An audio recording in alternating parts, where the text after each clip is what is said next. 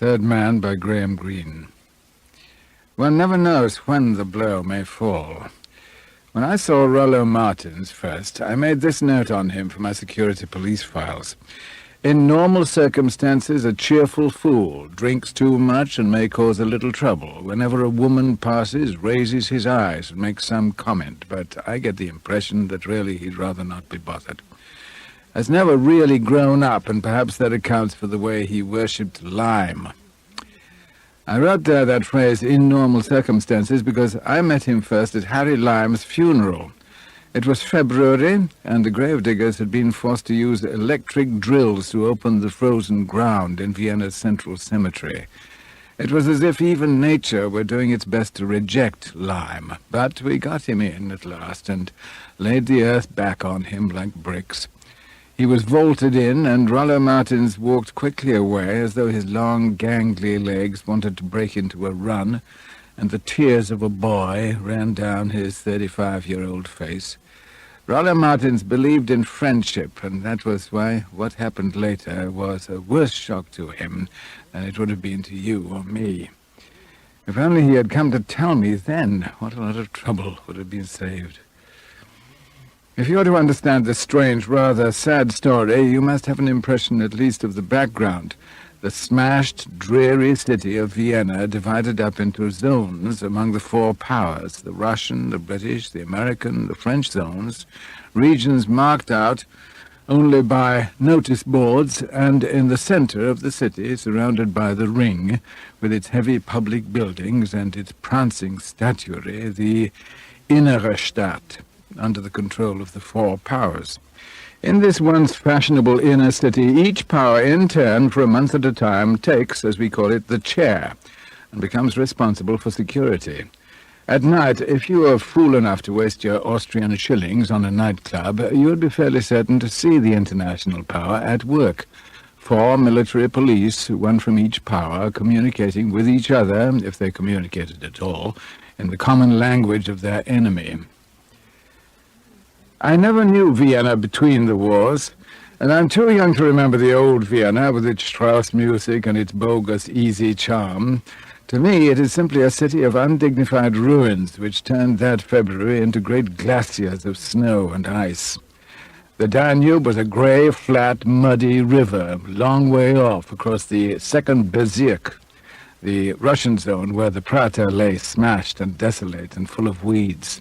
Only the great wheel revolving slowly over the foundations of merry-go-rounds, like abandoned millstones. The rusting iron of smashed tanks which nobody had cleared away. The frost-nipped weeds where the snow was thin. This was roughly the Vienna to which Rollo Martins came on February 7th last year. I've reconstructed the affair as best I can from my own files and from what Martins told me. It's as accurate as I can make it. I've tried not to invent a line of dialogue, though I can't vouch for Martin's memory. An ugly story, if you leave out the girl. Grim and sad and unrelieved, if it were not for that absurd episode of the British Council lecturer. A British subject can still travel if he is content to take with him only 5 English pounds, which he is forbidden to spend abroad. But if Rollo Martins had not received an invitation from Lime of the International Refugee Office, he would not have been allowed to enter Austria, which counts still as occupied territory. Lime had suggested that Martins might write up the business of looking after the international refugees, and although it wasn't Martins's usual line, he had consented. It would give him a holiday.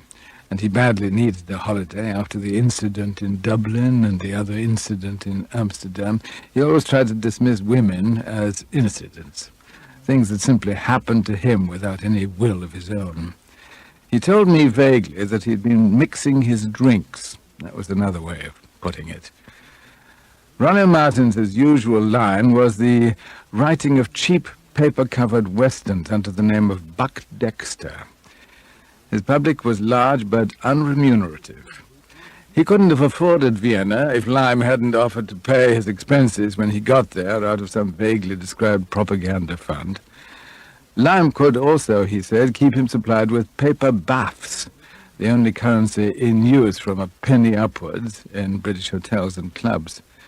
So it was with exactly 5 unusable pound notes that Martins arrived in Vienna. An odd incident had occurred in Frankfurt, where the plane from London grounded for an hour.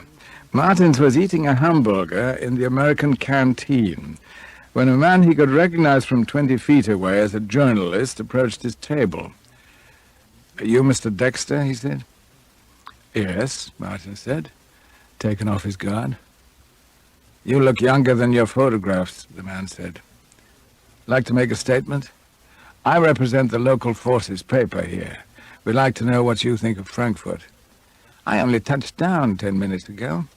"Fair enough," the man said. "What about views in the American novel?" "I don't read them," Martin said.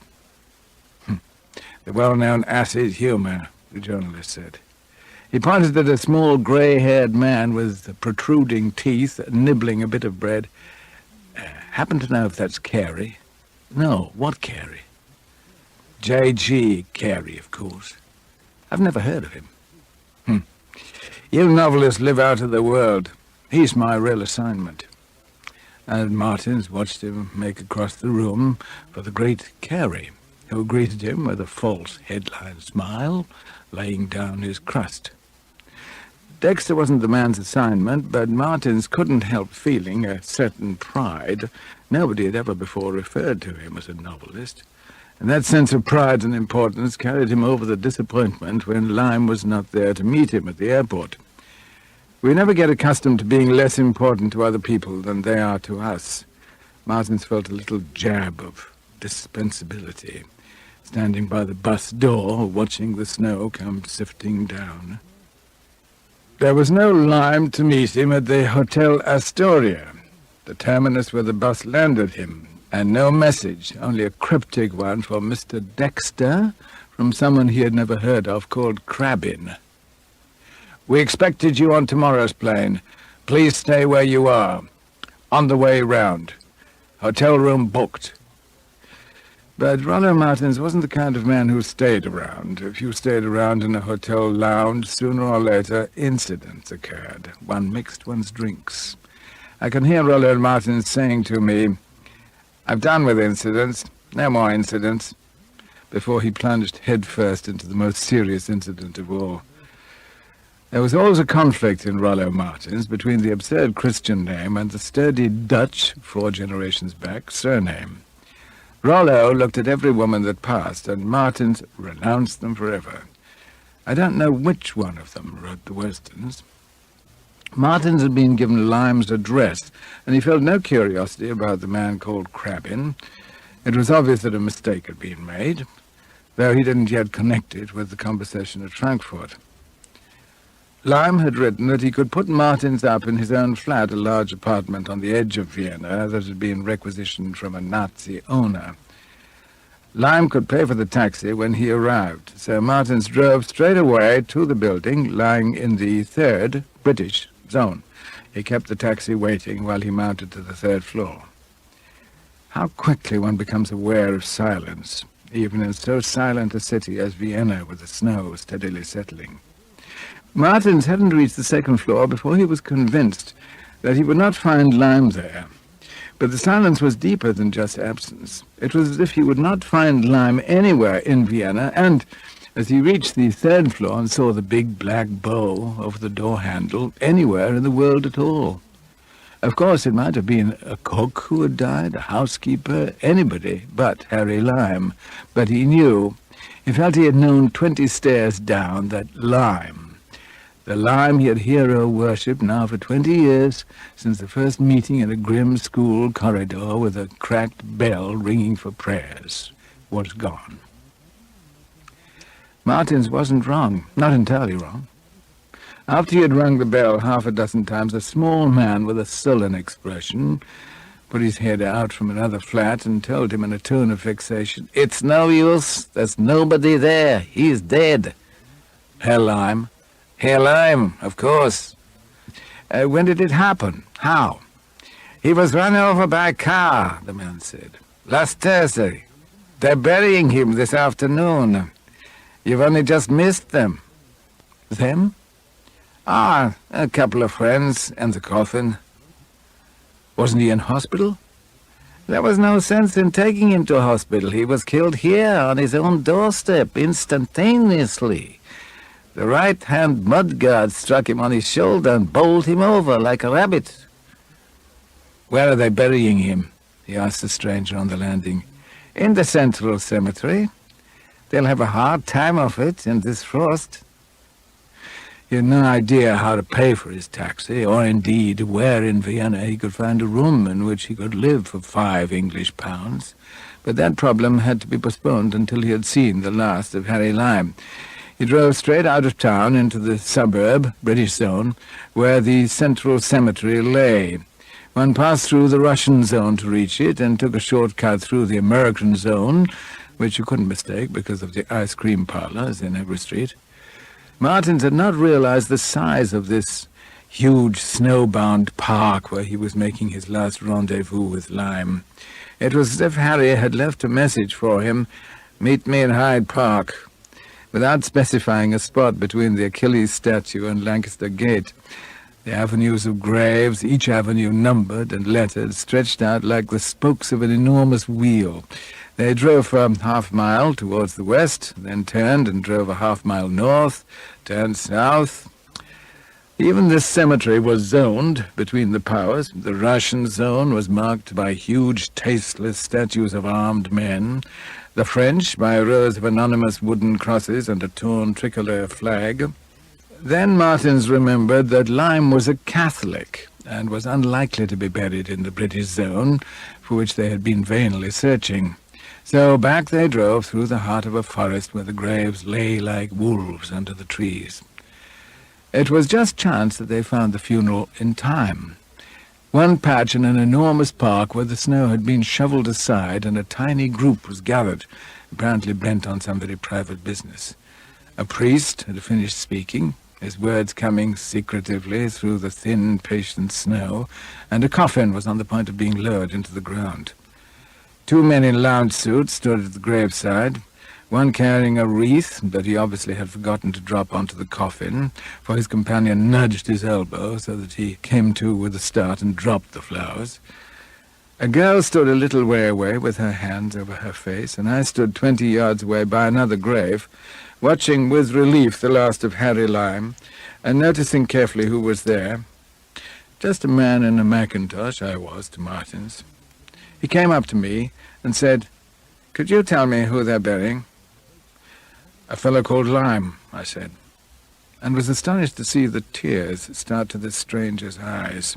It didn't look like a man who wept, nor was Lime the kind of man whom I thought likely to have mourners, genuine mourners with genuine tears. There was the girl, of course, but one accepts women from all such generalizations.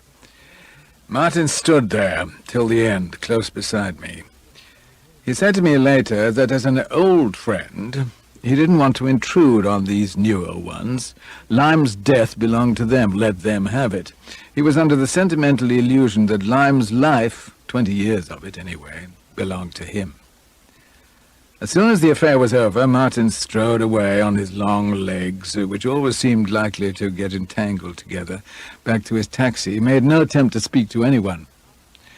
One's file, you know, is never quite complete. The case is never really closed, even after a century, when all the participants are dead. So I followed Martins. I knew the other three. I wanted to know the stranger. I caught him up by his taxi, and I said, "I haven't any transport. Would you give me a lift into town?" "Of course," he said. I knew the driver of my jeep would spot me as we came out and follow me unobtrusively. I said, "My name's Calloway." "Martins," he said. "You were a friend of Lime?" "Yes." Most people in the last week would have hesitated before they admitted quite so much. "Been here long?" "Only came this afternoon from England. Harry asked me to stay with him. I hadn't heard." Bit of a shock. "Look here," he said. "I badly want a drink, but I haven't any cash except £5 sterling. I'd be awfully grateful if you'd stand me one." It was my turn to say, "Of course." I thought for a moment, and I told the driver the name of a small bar in the Kärntnerstrasse. On the door was the usual notice saying the bar was open from 6 to 10, but one just pushed the door and walked through the front rooms. We had a whole small room to ourselves. The only couple were next door, and the waiter, who knew me, left us alone with some caviar sandwiches. Martin said over his second quick drink, "I'm sorry, but he was the best friend I ever had." I couldn't resist saying, knowing what I knew, and because I was anxious to vex him. One learns a lot that way. "That sounds like a cheap novelette," he said quickly. "I write cheap novelettes." I'd learned something anyway. Until he had had a third drink, I was under the impression that he wasn't an easy talker, but I felt fairly certain he was one of those who turn unpleasant after their fourth glass. I said, "Tell me about yourself and lime." The glass of chocolate liqueur might have been a crystal, the way he looked at it and turned it this way and that. He said, "It was a long time ago. I don't suppose anyone knows Harry the way I do." "How long?" 20 years, bit more. Met him my first term at school. I can see the place. I can see the notice board and what was on it. I can hear the bell ringing. He was a year older and knew the ropes. He put me wise to a lot of things. Was he clever at school? Not the way they wanted him to be. But what things he did think up. He was a wonderful planner. I was far better at subjects like history and English than Harry, but I was a hopeless mug when it came to carrying out his plans. He laughed. He was already beginning, with the help of drink and talk, to throw off the shock of death. He said, "I was always the one who got caught." That was convenient for Lime. "What the hell do you mean?" he asked. Alcoholic irritation was setting in. "Well, wasn't it? That was my fault, not his. Could have found someone cleverer if he'd chosen, but he liked me." "When did you see him last?" "Oh, he was over in London 6 months ago for a medical congress. You know, he qualified as a doctor, though he never practiced. That was typical of Harry. He just wanted to see if he could do a thing, and then he lost interest. But he used to say it often came in handy." And that was true. It was odd how the Lime he knew was to the Lime I knew. It was only that he looked at Lime's image from a different angle or in a different light. He said, "One of the things I liked about Harry was his humour." He gave a grin which took 5 years off his age. "I'm a buffoon. I like playing the silly fool, but Harry had real wit. You know, he could have been a first-class light composer if he had worked at it." He whistled a tune. It was oddly familiar to me. I always remember that. I saw Harry write it, just in a couple of minutes on the back of an envelope. That was what he always whistled when he had something on his mind. It was his signature tune. He whistled the tune a second time, and I knew then who had written it. Of course, it was not Harry. I nearly told him so, but what was the point? The tune wavered and went out. He stared down into his glass, drained what was left, and said, "It's a damn shame to think of him dying the way he did." "It was the best thing that ever happened to him," I said. He didn't take in my meaning at once. He was a little hazy with his drinks. "The best thing?" "Yes." "You mean there wasn't any pain?" He was lucky in that way, too. It was my tone of voice and not my words that caught Martin's attention. He asked gently and dangerously. I could see his right hand tighten. "Are you hinting at something?" There's no point at all in showing physical courage in all situations. I eased my chair far enough back to be out of reach of his fist. I said, "I mean that I had his case completed at police headquarters. He would have served a long spell, very long spell, if it hadn't been for the accident." "What for?" "He was about the worst racketeer who ever made a dirty living in this city." "You're a policeman?" he asked. "Yes. I've always hated policemen. They're always either crooked or stupid." "Is that the kind of book you write?" I could see him edging his chair round to block my way out. I caught the waiter's eye, and he knew what I meant. There's an advantage in always using the same bar for interviews. Martins brought out a surface smile and said gently, "You're running true to form, aren't you? I suppose there was some petty racket going on with petrol, and you couldn't pin it on anyone, so you picked a dead man. It's just like a policeman. You're a real policeman, I suppose?" "Yes, Scotland Yard. But they put me in a colonel's uniform when I'm on duty." He was between me and the door. I couldn't get away from the table without coming into range. I'm no fighter, and he had 6 inches of advantage anyway. I said, "It wasn't petrol. Tires? Saccharin? Why don't you policemen catch a few murderers for a change?" "Well, you could say that murder was part of his racket." He pushed the table over with one hand and made a dive at me with the other. The drink confused his calculations. Before he could try again, my driver had his arms around him. I said, "Don't treat him rough. He's only a writer with too much drink in him." "Be quiet, can't you, sir?" my driver said. He had an exaggerated sense of officer class. He would probably have called Lime, sir. "Listen, Callahan, or whatever your bloody name is. I'm going to make you look the biggest bloody fool in Vienna. There's one dead man you aren't going to pin your unsolved crimes on." "I see. You're going to find me the real criminal. Sounds like one of your stories. You can let me go, Callahan. I'd rather make you look the fool you are than black your bloody eye. You'd only have to go to bed for a few days with a black eye, but when I've finished with you, you'll leave Vienna." I took out a couple of pounds' worth of baths and stuck them in his breast pocket. "These will see you through tonight," I said, "and I'll make sure they keep a seat for you on tomorrow's London plane. You can't turn me out. My papers are in order." "Yes, but this is like other cities. You need money here. If you change sterling on the black market, I'll catch up on you within 24 hours. Let him go." Rollo Martins dusted himself down. He said, "Thanks for the drinks." "That's all right.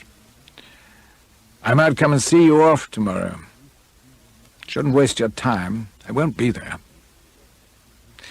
Payne here will show you the way to Sacher's. You can get a bed and dinner there. I'll see to that." He stepped to one side as though to make way for the waiter and slashed out at me. I just avoided him, but stumbled against the table. Before he could try again, Payne had landed him one on the mouth. I'd had a long day, and I was tired of Rollo Martins. I said to Payne, "See him safely into Sacher's. Don't hit him again if he behaves."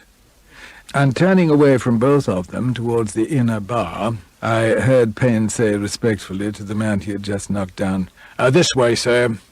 It's only just round the corner."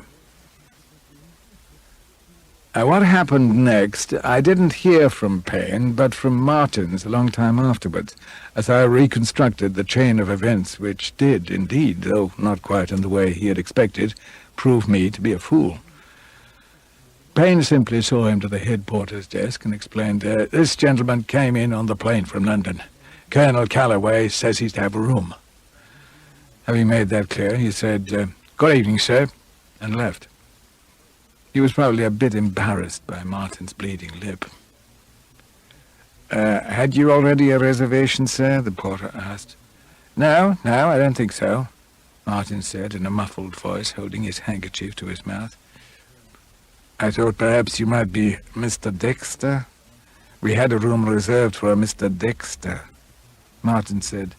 "Oh, I am Mr. Dexter." He told me later that it occurred to him that Lime might have engaged a room for him in that name because perhaps it was Buck Dexter and not Rollo Martins who was to be used for propaganda purposes.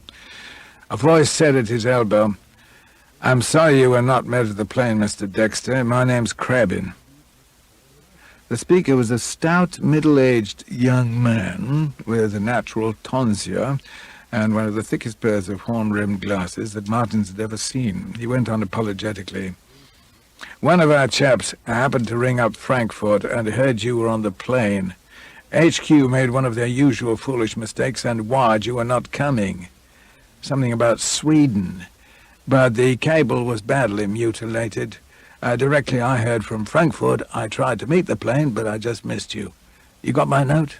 Martins held his handkerchief to his mouth and said obscurely, "Yes, yes." "May I say at once, Mr. Dexter, how excited I am to meet you?" "Good of you. Ever since I was a boy, I've thought you the greatest novelist of the century." Martins winced. It was painful opening his mouth to protest. He took an angry look instead at Mr. Crabbin, but it was impossible to suspect that young man of a practical joke. "You have a big Austrian public, Mr. Dexter, both for your originals and your translations, especially for The Curved Prow. That's one of my favourites." Martins was thinking hard. "Did you say room for a week?" "Yes." "Very kind of you. Mr. Schmidt here will give you tickets every day to cover all meals, but I expect you'll need a little pocket money. We'll fix that. Tomorrow we thought you'd like a quiet day to look about." "Yes." "Of course, any of us are at your service if you need a guide. Then the day after tomorrow, in the evening, there's a little quiet discussion at the Institute on the contemporary novel. We thought perhaps you'd say a few words just to set the ball rolling and then answer questions." Martins, at that moment, was prepared to agree to anything to get rid of Mr. Crabbin. He said now, of course," into his handkerchief. "Excuse me, Mr. Dexter, have you got a toothache? I know a very good dentist." "No, somebody hit me, that's all." "Good God, were they trying to rob you?" "No, it was the soldier. I was trying to punch his bloody colonel in the eye." He removed his handkerchief and gave Crabbin a view of his cut mouth. He told me that Crabbin was at a complete loss for words. Martins couldn't understand why, because he had never read the work of his great contemporary Benjamin Dexter. He hadn't even heard of him. I was a great admirer of Dexter, so that I could understand Crabbin's bewilderment. Dexter has been ranked as a stylist with Henry James, but he has a wider feminine streak than his master. Indeed, his enemies have sometimes described his subtle, complex, wavering style as old-maidish. For a man still just on the right side of 50, his passionate interest in embroidery and his habit of calming a not very tumultuous mind with tatting, a trait beloved by his disciples, certainly to others seems a little affected.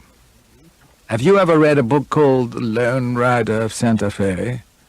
No, I don't think so. Martin said, this lone rider had his best friend shot by the sheriff of a town called Lost Claim Gulch. The story is how he hunted that sheriff down, quite legally, until his revenge was completed. I never imagined you reading westerns, Mr. Dexter, Crabbin said, and it needed all Martin's resolution to stop Rollo saying, but I write them. Well, I'm gunning just the same way for Colonel Callahan. Never heard of him. Heard of Harry Lime? Yes, Crabbin said cautiously, but I didn't really know him. I did. He was my best friend. I shouldn't have thought he was very literary character. None of my friends are. Crabbin blinked nervously behind the horn rims. He said with an air of appeasement, he was interested in the theatre, though. A friend of his, an actress, you know, is learning English at the Institute. He called once or twice to fetch her. Young or old? Oh, young, very young. Not a good actress, in my opinion. Martins remembered the girl by the grave with her hands over her face. He said, I'd like to meet any friend of Harry's. She'll probably be at your lecture. Austrian? She claims to be Austrian, but I suspect she's Hungarian. She works at the Josefstadt. Why claims to be Austrian? The Russians sometimes get interested in the Hungarians. I wouldn't be surprised if Lime had helped her with her papers. She called herself Schmidt, Anna Schmidt. Can't imagine a young English actress calling herself Smith, can you? And a pretty one, too. Always struck me as a bit too anonymous to be true. Martins felt that he had got all he could from Krabbin, so he pleaded tiredness, a long day, promised to ring up in the morning, accepted £10 worth of baths for immediate expenses, and went to his room. It seemed to him that he was earning money rapidly, £12 in less than an hour. He was tired. He realized that when he stretched himself out on his bed in his boots. Within a minute he had left Vienna far behind him and was walking through a dense wood, ankle-deep in snow. He woke suddenly to hear the telephone ringing by his bed. A voice with a trace of a foreign accent, only a trace, said, "Is that Mr. Rollo Martins?" "Yes." It was a change to be himself and not Dexter. "You wouldn't know me," the voice said unnecessarily, "but I was a friend of Harry Lime." It was a change, too, to hear anyone claim to be a friend of Harry's. Martin's heart warmed towards the stranger. He said, "I'd be glad to meet you." "I'm just round the corner at the Old Vienna. Couldn't you make it tomorrow? I've had a pretty awful day with one thing and another. Harry asked me to see that you were all right. I was with him when he died." "I thought—" Rollo Martins said, and stopped. He'd been going to say, "I thought he died instantaneously," but something suggested caution. He said instead, "You haven't told me your name." "Kurtz," said the voice. "I'd offered to come round to you, only, you know, Austrians aren't allowed to Sachers. Perhaps we could meet at the Old Vienna in the morning." "Certainly," the voice said, "if you are quite sure that you are all right till then." "How do you mean?" "Harry had it on his mind that you'd be penniless." Rollo Martins lay back on his bed with the receiver to his ear and thought, come to Vienna to make money. This was the third stranger to stake him in less than 5 hours. He said cautiously, "Oh, I can carry on till I see you." There seemed to be no point in turning down a good offer till he knew what the offer was. "Shall we say 11 then, at the Old Vienna in the Kärtnerstrasse? I'll be in a brown suit and carry one of your books." "That's fine. How did you get hold of one?" "Harry gave it to me." The voice had enormous charm and reasonableness, but when Martins had said good night and rung off, he couldn't help wondering how it was that if Harry had been so conscious before he died, he had not had a cable sent to stop him. Hadn't Callahan, too, said that Lime died instantaneously? Or without pain, was it? Or had he put the words into Callahan's mouth? It was then the idea first lodged firmly in Martin's mind that there was something wrong about Lime's death, something the police had been too stupid to discover. He tried to discover it himself with the help of 2 cigarettes, but he fell asleep without his dinner and with the mystery still unsolved. It had been a long day, but not quite long enough for that. What I disliked about him at first sight, Martin told me, was his toupee. It was one of those obvious toupees, flat and yellow, with the hair cut straight at the back and not fitting close. There must be something phony about a man who won't accept baldness gracefully. This conversation took place some days later. We were sitting in the Old Vienna at the table he had occupied that first morning with Kurtz, and I saw his rather hunted eyes focus suddenly. It was a girl, just like any other girl, I thought, hurrying by, outside, in the driving snow. "Something pretty?"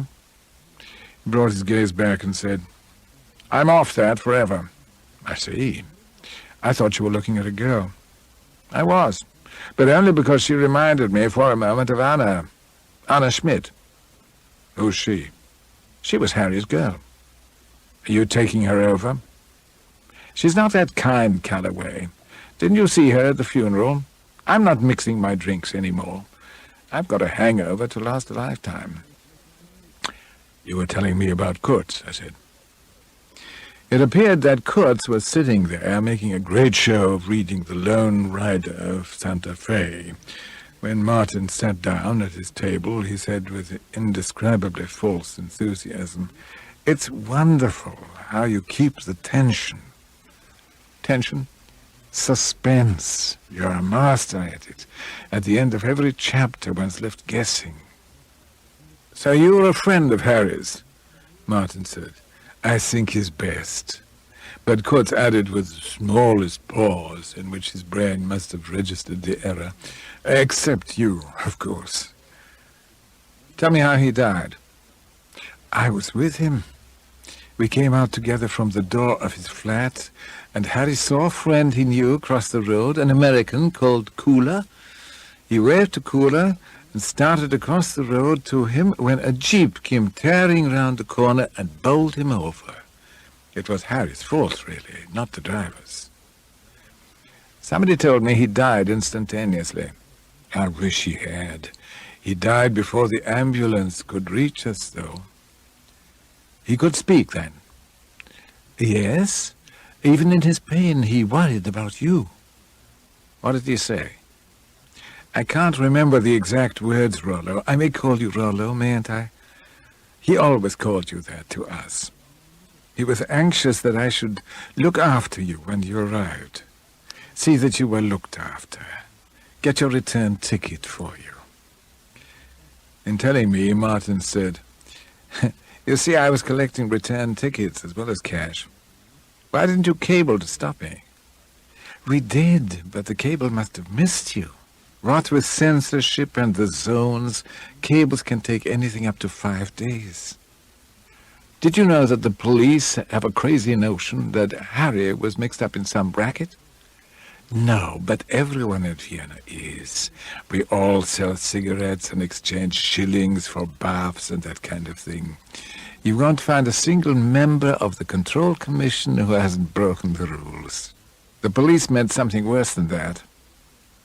They get rather absurd ideas sometimes, the man with the toupee said cautiously.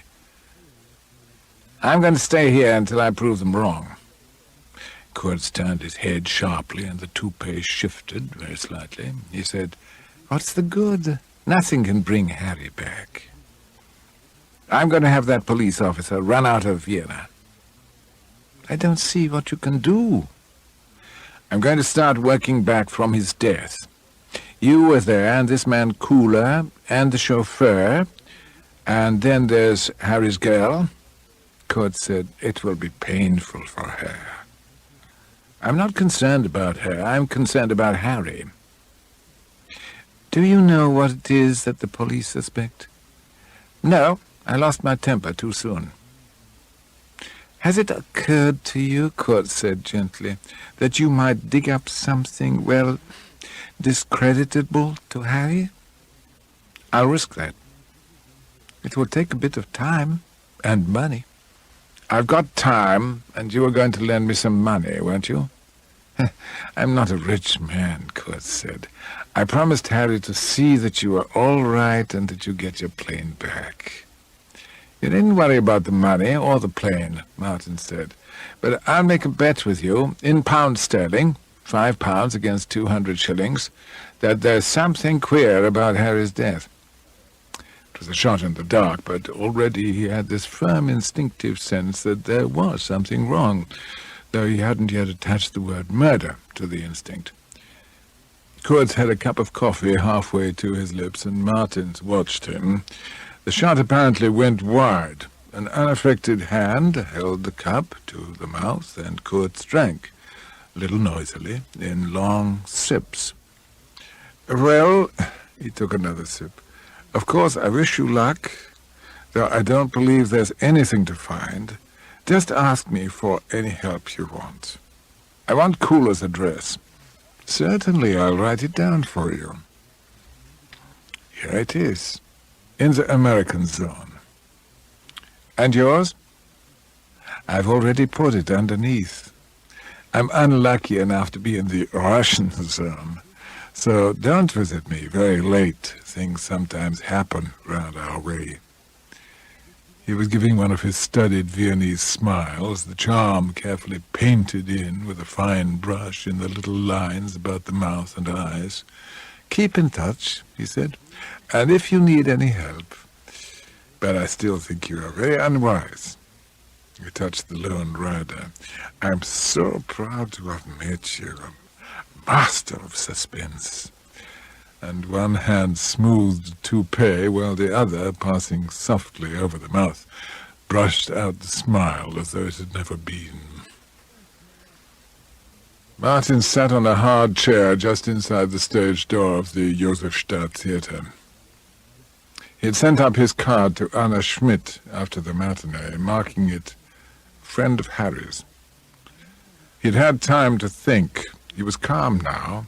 Martin's, not Rollo, was in the ascendant. When a light went out in one of the windows and an actress descended into the passage where he walked, he didn't even turn to take a look. He was done with all that. He thought, Kurtz is right. They're all right. I'm behaving like a romantic fool. I'll just have a word with Anna Schmidt, a word of commiseration, and then I'll pack and go. He'd quite forgotten, he told me, the complication of Mr. Crabbin. A voice over his head called, Mr. Martins? And he looked up at the face that watched him from between the two curtains a few feet above his head. It wasn't a beautiful face, he firmly explained to me when I accused him of once again mixing his drinks. Just an honest face. Dark hair, and eyes which in that light looked brown. A wide forehead, large mouth which didn't try to charm. She said, Will you come up, please? The second door on the right. There are some people, he explained to me carefully, whom one recognizes instantaneously as friends. You can be at ease with them because you know that never, never will you be in danger. That was Anna, he said. And I wasn't sure whether the past tense was deliberate or not. Unlike most actresses' rooms, this one was almost bare. No wardrobe packed with clothes, no clutter of cosmetics and grease paints.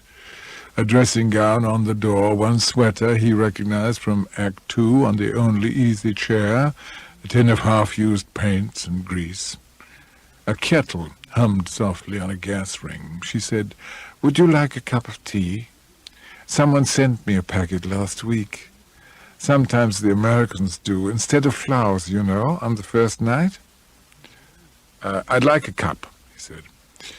But if there was one thing he hated, it was tea. He watched her while she made it, of course, all wrong. The water not on the boil, the teapot unheated, too few leaves. She said, I never quite understand why English people like tea. He drank his cupful quickly like a medicine and watched her gingerly and delicately sip at hers. He said, I wanted very much to see you. About Harry. It was a dreadful moment. He could see her mouth stiffen to meet it. Yes? I'd known him 20 years. I was his friend. We were at school together, you know, and after that, there weren't many months running when we didn't meet. She said, When I got your card, I couldn't say no. But there's really nothing for us to talk about, is there? He's dead. That's the end. Everything's over, finished. What's the good of talking? We both loved him. I don't know. You can't know a thing like that afterwards. I don't know anything anymore, except that I want to be dead too. Martins told me. Then I nearly went away.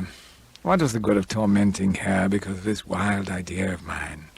But instead I asked her one question. Do you know a man called Kura? An American, she asked. I think that was the man who brought me some money when Harry died. I didn't want to take it, but he said Harry had been anxious at the last moment. So he didn't die instantaneously? Oh, no. He must have been very clear in his head at the end, because he remembered about me, too. That seems to show that there wasn't really any pain. That's what I tell myself all the time. Did you see the doctor? Once, Harry sent me to him. He was Harry's own doctor. He lived nearby, you see. Martin suddenly saw in that odd chamber of the mind that constructs such pictures, instantaneously, irrationally, a desert place, a body on the ground, a group of birds gathered. Perhaps it was a scene from one of his own books, not yet written, forming at the gate of his consciousness. It faded, and he thought how odd that they were all there, just at the moment, all Harry's friends. Kurtz, the doctor, this man Cooler. Only the two people who loved him seemed to have been missing. He said, "And the driver? Did you hear his evidence?" "He was upset, scared, but Cooler's evidence exonerated him. No, it wasn't his fault, poor man. I've often heard Harry say what a careful driver he was. He knew Harry, too." Another bird flapped down and joined the others around the silent figure on the sand who lay face down. Somebody called outside the window, "Fräulein Schmidt?"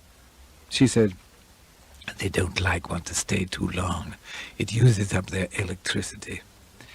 He'd given up the idea of sparing her anything. He told her, "The police say they were going to arrest Harry. They'd pinned some racket on him." She took the news in much the same way as Kurtz. "Everybody's in a racket. I don't believe he was in anything serious."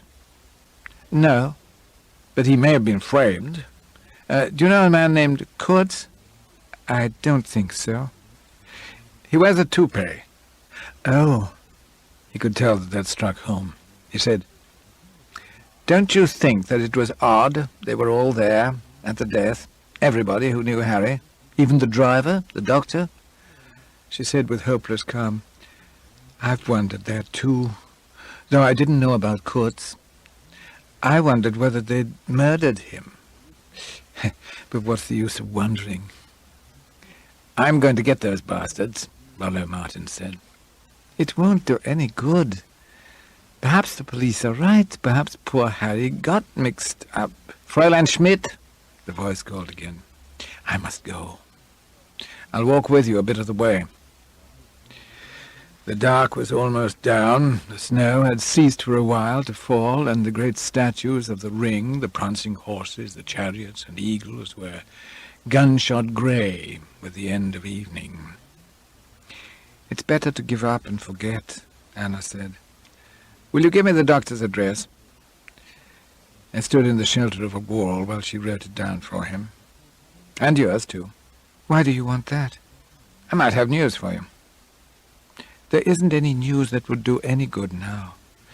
He watched her from a distance board her tram, bowing her head against the wind, a dark question mark on the snow. The amateur detective has this advantage over the professional, that he doesn't work set hours. Rollo Martins was not confined to the 8-hour day. His investigations didn't have to pause for meals. In his one day he covered as much ground as one of my men would have covered in 2, and he had this initial advantage over us, that he was Harry's friend. He was, as it were, working from inside while we pecked at the perimeter. Dr. Winkler was at home. Perhaps he would not have been at home to a police officer. Again, Martins had marked his card with the open sesame phrase, "Friend of Harry Lyme's." Dr. Winkler's waiting room reminded Martins of an antique shop that specializes in religious objets d'art. There were more crucifixes than he could count, none of later date probably than the 17th century. There were statues in wood and ivory. There were a number of reliquaries, little bits of bone marked with saints' names and set in oval frames on a background of tin foil. If they were genuine, what an odd fate it was, Martins thought, for a portion of St. Susanna's knuckle to come to rest in Dr. Winkler's waiting room. A sneeze disturbed him. Dr. Winkler was the cleanest doctor Martins had ever seen. He was very small and neat, in a black tailcoat and a high, stiff collar. His little black moustache was like an evening tie. He sneezed again. Perhaps he was cold because he was so clean. He said, "Mr. Martins?" An irresistible desire to sully Dr. Winkler assailed Rollo Martins, who said, "Dr. Winkle." "Dr. Winkler." "You've got an interesting collection here." "Yes. These saints' bones, the bones of chickens and rabbits. Would you mind, Mr. Martins, telling me the purpose of your visit? I have a patient waiting." "We were both friends of Harry Lyme. I was his medical advisor. Dr. Winkler corrected him and waited obstinately between the crucifixes. I arrived too late for the inquest. Harry had invited me out here to help him in something. I don't quite know what. I didn't hear of his death till I arrived. Very sad, Dr. Winkler said. Naturally, under the circumstances, I want to hear all I can. There is nothing I can tell you that you don't know. He was knocked over by a car. He was dead when I arrived. Would he have been conscious at all? I understand he was for a short time, while they carried him into the house. In great pain? Not necessarily. You're quite certain it was an accident? Dr. Winkler put out a hand and straightened the crucifix. I was not there. My opinion is limited to the cause of death. Have you any reason to be dissatisfied? The amateur has another advantage over the professional. He can be reckless. He can tell unnecessary truths and propound wild theories. Martin said, "The police have implicated Harry in a very serious racket. It seemed to me that he might have been murdered or even killed himself." "I am not competent to pass an opinion," Dr. Winkler said. "Do you know a man called Kula?" "I don't think so." "He was there when Harry was killed?" "Then, of course, I have met him. He wears a toupee." "That's Kurtz." Dr. Winkler was not only the cleanest, he was also the most cautious doctor Martins had ever met. His statements were so limited that you could not for a moment doubt their veracity. He said, "Had you been Harry's doctor for long?" It seemed an odd man for Harry to choose. Harry, who liked men with a certain recklessness, men capable of making mistakes. "For about a year." "Well, it's good of you to have seen me." Dr. Winkler bowed. When he bowed, there was a very slight creak, as though his shirt were made of celluloid. "I mustn't keep you from your patient any longer." Turning away from Dr. Winkler, he confronted yet another crucifix, the figure hanging with arms above the head, a face of elongated El Greco agony. "That's a strange crucifix," he said. "Jansenist," Dr. Winkler commented, and closed his mouth sharply, as though he had been guilty of giving away too much information. As I see it, turning over my files, the notes of conversations, the statements of various characters, it would have been still possible at this moment for Rollo Martins to have left Vienna safely. He had shown an unhealthy curiosity, but the disease had been checked at every point. Nobody had given anything away. The smooth wall of deception had as yet shown no real crack to his roaming fingers. When Rollo Martins left Dr. Winkler's, he was in no danger. He could have gone home to bed at Sacher's and slept with a quiet mind. He could even have visited Kula at this stage without trouble. No one was seriously disturbed. Unfortunately for him, and there would always be periods in his life when he bitterly regretted it, he chose to go back to Harry's flat. He wanted to talk to the little vexed man who said he had seen the accident. There was a moment in the dark, frozen street when he was inclined to go straight to Kula, to complete his picture of those sinister birds who sat around Harry's body. But Rollo, being Rollo, decided to toss a coin, and the coin fell for the other action, and the deaths of two men. Perhaps the little man, who bore the name of Koch, had drunk a glass too much of wine. Perhaps he had simply spent a good day at his office.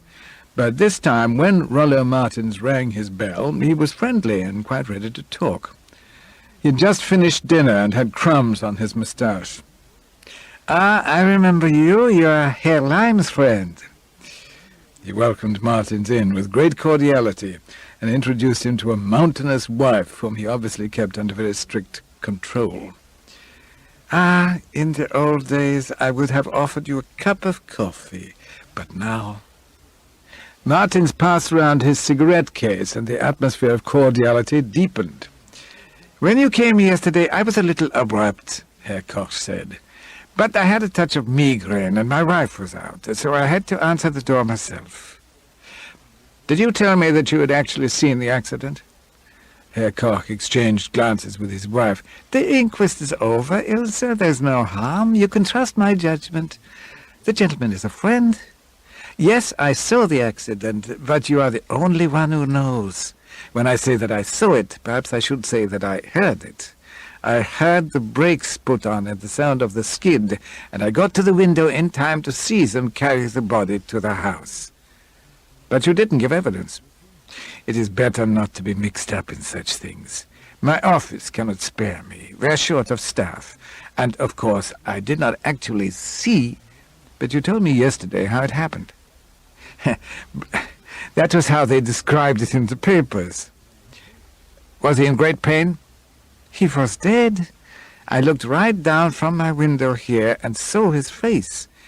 I know when a man is dead. You see, it is in a way my business. I am the head clerk at the mortuary. But the others say that he did not die at once. Perhaps they don't know death as well as I do. He was dead, of course, when the doctor arrived. He told me that. He was dead at once. You can take the word of a man who knows. I think, Herr Koch, that you should have given evidence. One must look after oneself, Herr Martens.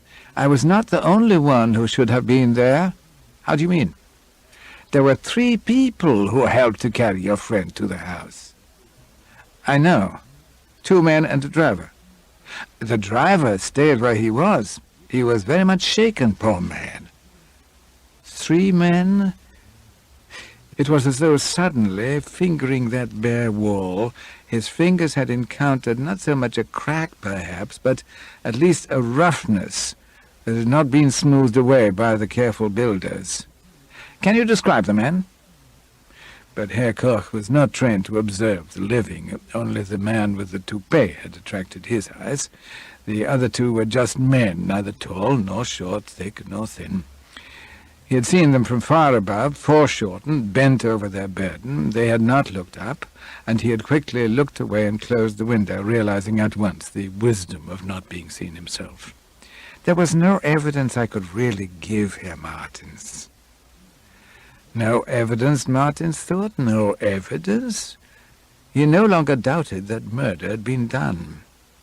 Why else had they lied about the moment of death?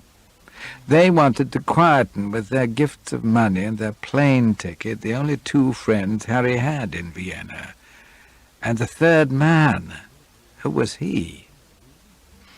He said, "Did you see Herr Lime go out?" "No." "Did you hear a scream?" "Only the brakes, Herr Martens."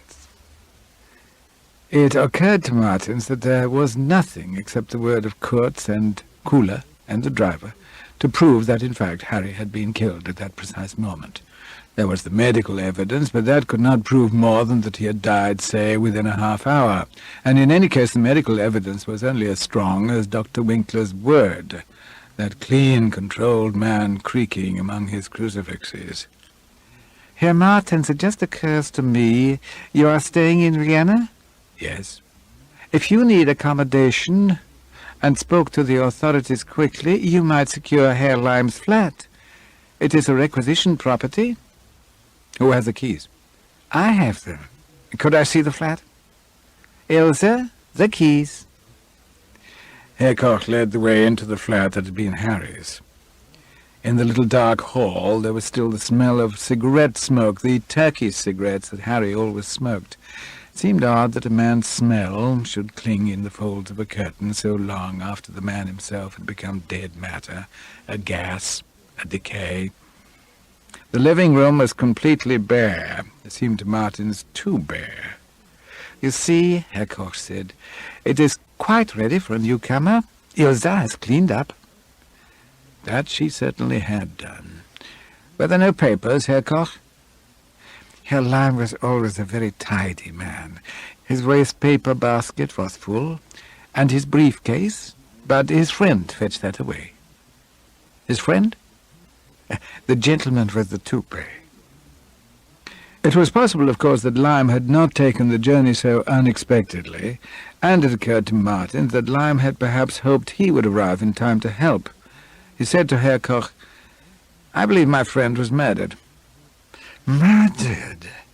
Herr Koch's cordiality was snuffed out by that word. He said, I would not have asked you in here if I had thought you would talk such nonsense. All the same, your evidence may be very valuable. I have no evidence. I saw nothing. I am not concerned. You must leave here at once, please. You have been very inconsiderate. He hustled Martins back through the hall. Already the smell of the smoke was fading a little more. Herr Koch's last word before he slammed his own door was, "It's no concern of mine." Poor Herr Koch. We do not choose our concerns. Later, when I was questioning Martins closely, I said to him, "Did you see anybody at all on the stairs or in the street outside?" "Nobody." He had everything to gain by remembering some chance passer-by, and I believed him. He said, "I noticed myself how quiet and dead the whole street looked. Part of it had been bombed, you know, and the moon was shining on the snow slopes. It was so very silent, I could hear my own feet creaking in the snow. Of course, it proves nothing. There's a basement where anybody who had followed you could have hidden. Yes. Or your whole story may be phony. Yes. The trouble is, I can see no motive for you to have done it. It's true you're already guilty of getting money on false pretenses. You came out here to join Lyme, perhaps to help him. You see, our facts are not complete. I bet they aren't. I could invent a better detective than you in my bath. Your literary style does not do your namesake justice." Whenever he was reminded of Mr. Crabbin, that poor harassed representative of the British Council, Rollo Martins turned pink with annoyance, with embarrassment, shame. That, too, inclined me to trust him. He had certainly given Crabbin some uncomfortable hours. On returning to Sacher's hotel after his interview with Herr Koch, he had found a desperate note waiting for him from the representative. "I've been trying to locate you all day," Crabbin wrote. "It is essential that we should get together and work out a proper program for you. This morning, by telephone, I have arranged lectures at Innsbruck and Salzburg for next week, but I must have your consent to the subjects so that proper programs can be printed. I would suggest 2 lectures: The Crisis of Faith in the Western World and The Technique of the Contemporary Novel." The letter ended on a note of acute anxiety. "You will be at the discussion tomorrow night, won't you? We all expect you at 8:30, and needless to say, look forward to your coming. I will send transport to the hotel at 8:15 sharp." Rollo Martins read the letter, and, without bothering any further about Mr. Crabbin, went to bed. Martins had spent his lunchtime reading up the reports of the inquest, thus again demonstrating the superiority of the amateur to the professional, and making him more vulnerable to Kuhle's liquor, which the professional, in duty bound, would have refused. It was nearly 5 o'clock when he reached Kuhle's flat, which was over an ice-cream parlour in the American zone. The bar below was full of GIs with their girls, and the clatter of the long spoons and the curious, free, unformed laughter followed him up the stairs. The Englishman who objects to Americans in general usually carries in his mind's eye just such an exception as Kuhle, a man with tousled grey hair and a worried, kindly face and long-sighted eyes, the kind of humanitarian who turns up in a typhus epidemic or a world war or a Chinese famine long before his countrymen have discovered the place in an atlas. Again, the card marked "Harry's Friend" was like an entrance ticket. Kuhle was in officer's uniform, with mysterious letters on his flash, and no badges of rank, although his maid referred to him as Colonel Kuhle. His warm, frank hand-clasp was the most friendly act that Martins had encountered in Vienna. "Any friend of Harry is all right with me," Kuhle said. "I've heard of you, of course." "From Harry?" "I'm a great reader of westerns," Kuhle said, and Martins believed him, as he did not believe Kurtz. "I wondered, you were there, weren't you? If you'd tell me about Harry's death." "It was a terrible thing," Kuhle said. "I was just crossing the road to go to Harry. He and Mr. Kurtz were on the sidewalk. Maybe if I hadn't started across the road, he'd have stayed where he was. But he saw me and stepped straight off to meet me, and this jeep. Oh, it was terrible, terrible. The driver braked, but didn't stand a chance. Have a scotch, Mr. Martins. It's silly of me, but I get shaken up when I think of it. He said as he splashed in the soda, "Spite of this uniform, I'd never seen a man killed before." Was the other man in the car? Cooler took a long pull and then measured what was left with his tired, kindly eyes. What man would you be referring to, Mr. Martins? I was told there was another man there. I don't know how you got that idea. You'll find all about it in the inquest reports. He poured out 2 more generous drinks. There were just the 3 of us, me, Mr. Kurtz, and the driver. The doctor, of course. I expect you were thinking of the doctor. This man I was talking to happened to look out of a window. He has the flat next to Harry's, and he said he saw 3 men and the driver. That's before the doctor arrived. He didn't say that in court. He didn't want to get involved. You'll never teach these Europeans to be good citizens. It was his duty. Cooler brooded sadly over his glass. It's an odd thing, Mr. Martins, with accidents. You'll never get 2 reports that coincide. Why, even Mr. Kurtz and I disagreed about details. The thing happened so suddenly. You aren't concerned to notice things until bang, crash, and then you have to reconstruct, remember. I expect he got too tangled up trying to sort out what happened before and what after to distinguish the 4 of us. The 4? I was counting Harry. What else did he see, Mr. Martins? Nothing of interest, except he says Harry was dead when he was carried into the house. Well, he was dying. Not much difference there. Have another drink, Mr. Martins. Perhaps 1 more to keep you company. Do you know Anna Schmidt? Martins asked, while the whiskey was tingling on his tongue. Harry's girl. Met her once, that's all. As a matter of fact, I helped Harry fix her papers. Not the sort of thing I should confess to a stranger, I suppose, but you have to break the rules sometimes. Humanity is a duty, too. What was wrong? She was Hungarian, and her father had been a Nazi, so they said. She was scared the Russians would pick her up. Why should they want to? We can't always figure out why they do these things. Perhaps just to show that it's not healthy being friends with an Englishman. But she lives in the British zone. That wouldn't stop them. It's only 5 minutes' ride in a jeep from the Kommandantur. The streets aren't well lighted, and you haven't many police around. You took us some money from Harry, didn't you? Yes, but I wouldn't have mentioned that. Did she tell you? The telephone rang, and Cooler drained his glass. Hello? Why, yes. This is Colonel Cooler. Then he sat with the receiver at his ear in an expression of sad patience, while some voice a long way off drained into the room. Yes, said once. Yes. His eyes dwelt on Martin's face, but they seemed to be looking a long way beyond him, flat and tired and kind. They might have been gazing out across the sea. He said, "You did quite right," in a tone of commendation, and then, with a touch of asperity, "Of course they will be delivered. I gave my word. Goodbye." He put the receiver down and passed a hand across his forehead wearily. It was as though he were trying to remember something he had to do. Martin said, "Had you heard anything of this racket the police talk about?" "I'm sorry, what's that?" "They say Harry was mixed up in some racket." "Oh, no," Cooler said. "No, that's quite impossible. He had a great sense of duty." "Kurtz seems to think it was possible." "Kurtz doesn't understand how an Anglo-Saxon feels," Cooler replied. It was nearly dark when Martins made his way across the banks of the canal. Across the water lay the half-destroyed Diana Baths, and in the distance the great black circle of the Prater Wheel, stationary above the ruined houses. The third stiff whiskey fumed into Martin's brain, and he remembered the girl in Amsterdam, the girl in Paris. Loneliness moved along the crowded pavement at his side. He passed the corner of the street where Zaches lay, and went on. Rollo was in control, and moved towards the only girl he knew in Vienna.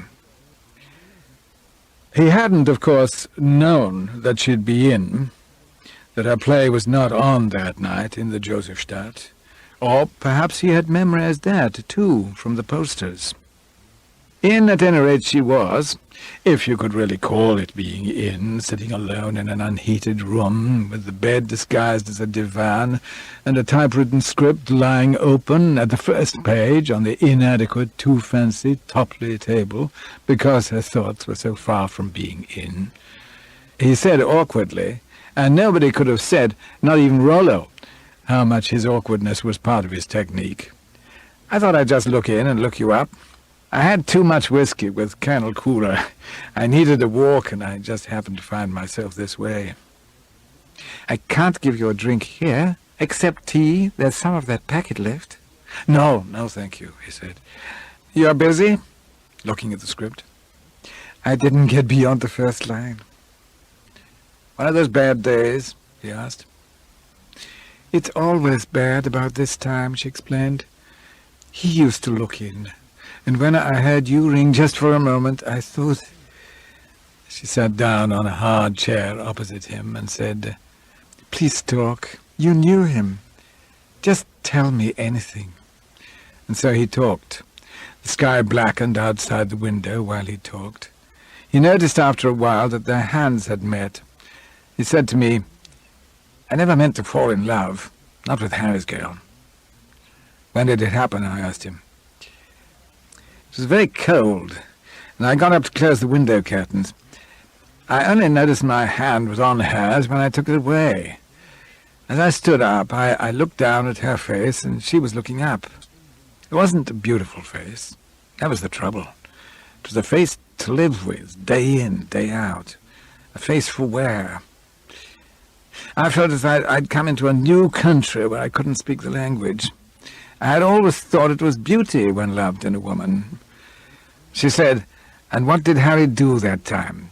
And I wanted to say, "Damn Harry, he's dead. We both loved him, but he's dead. The dead are made to be forgotten." Instead, of course, all I said was, "What do you think? He just whistled his own tune as if nothing was the matter."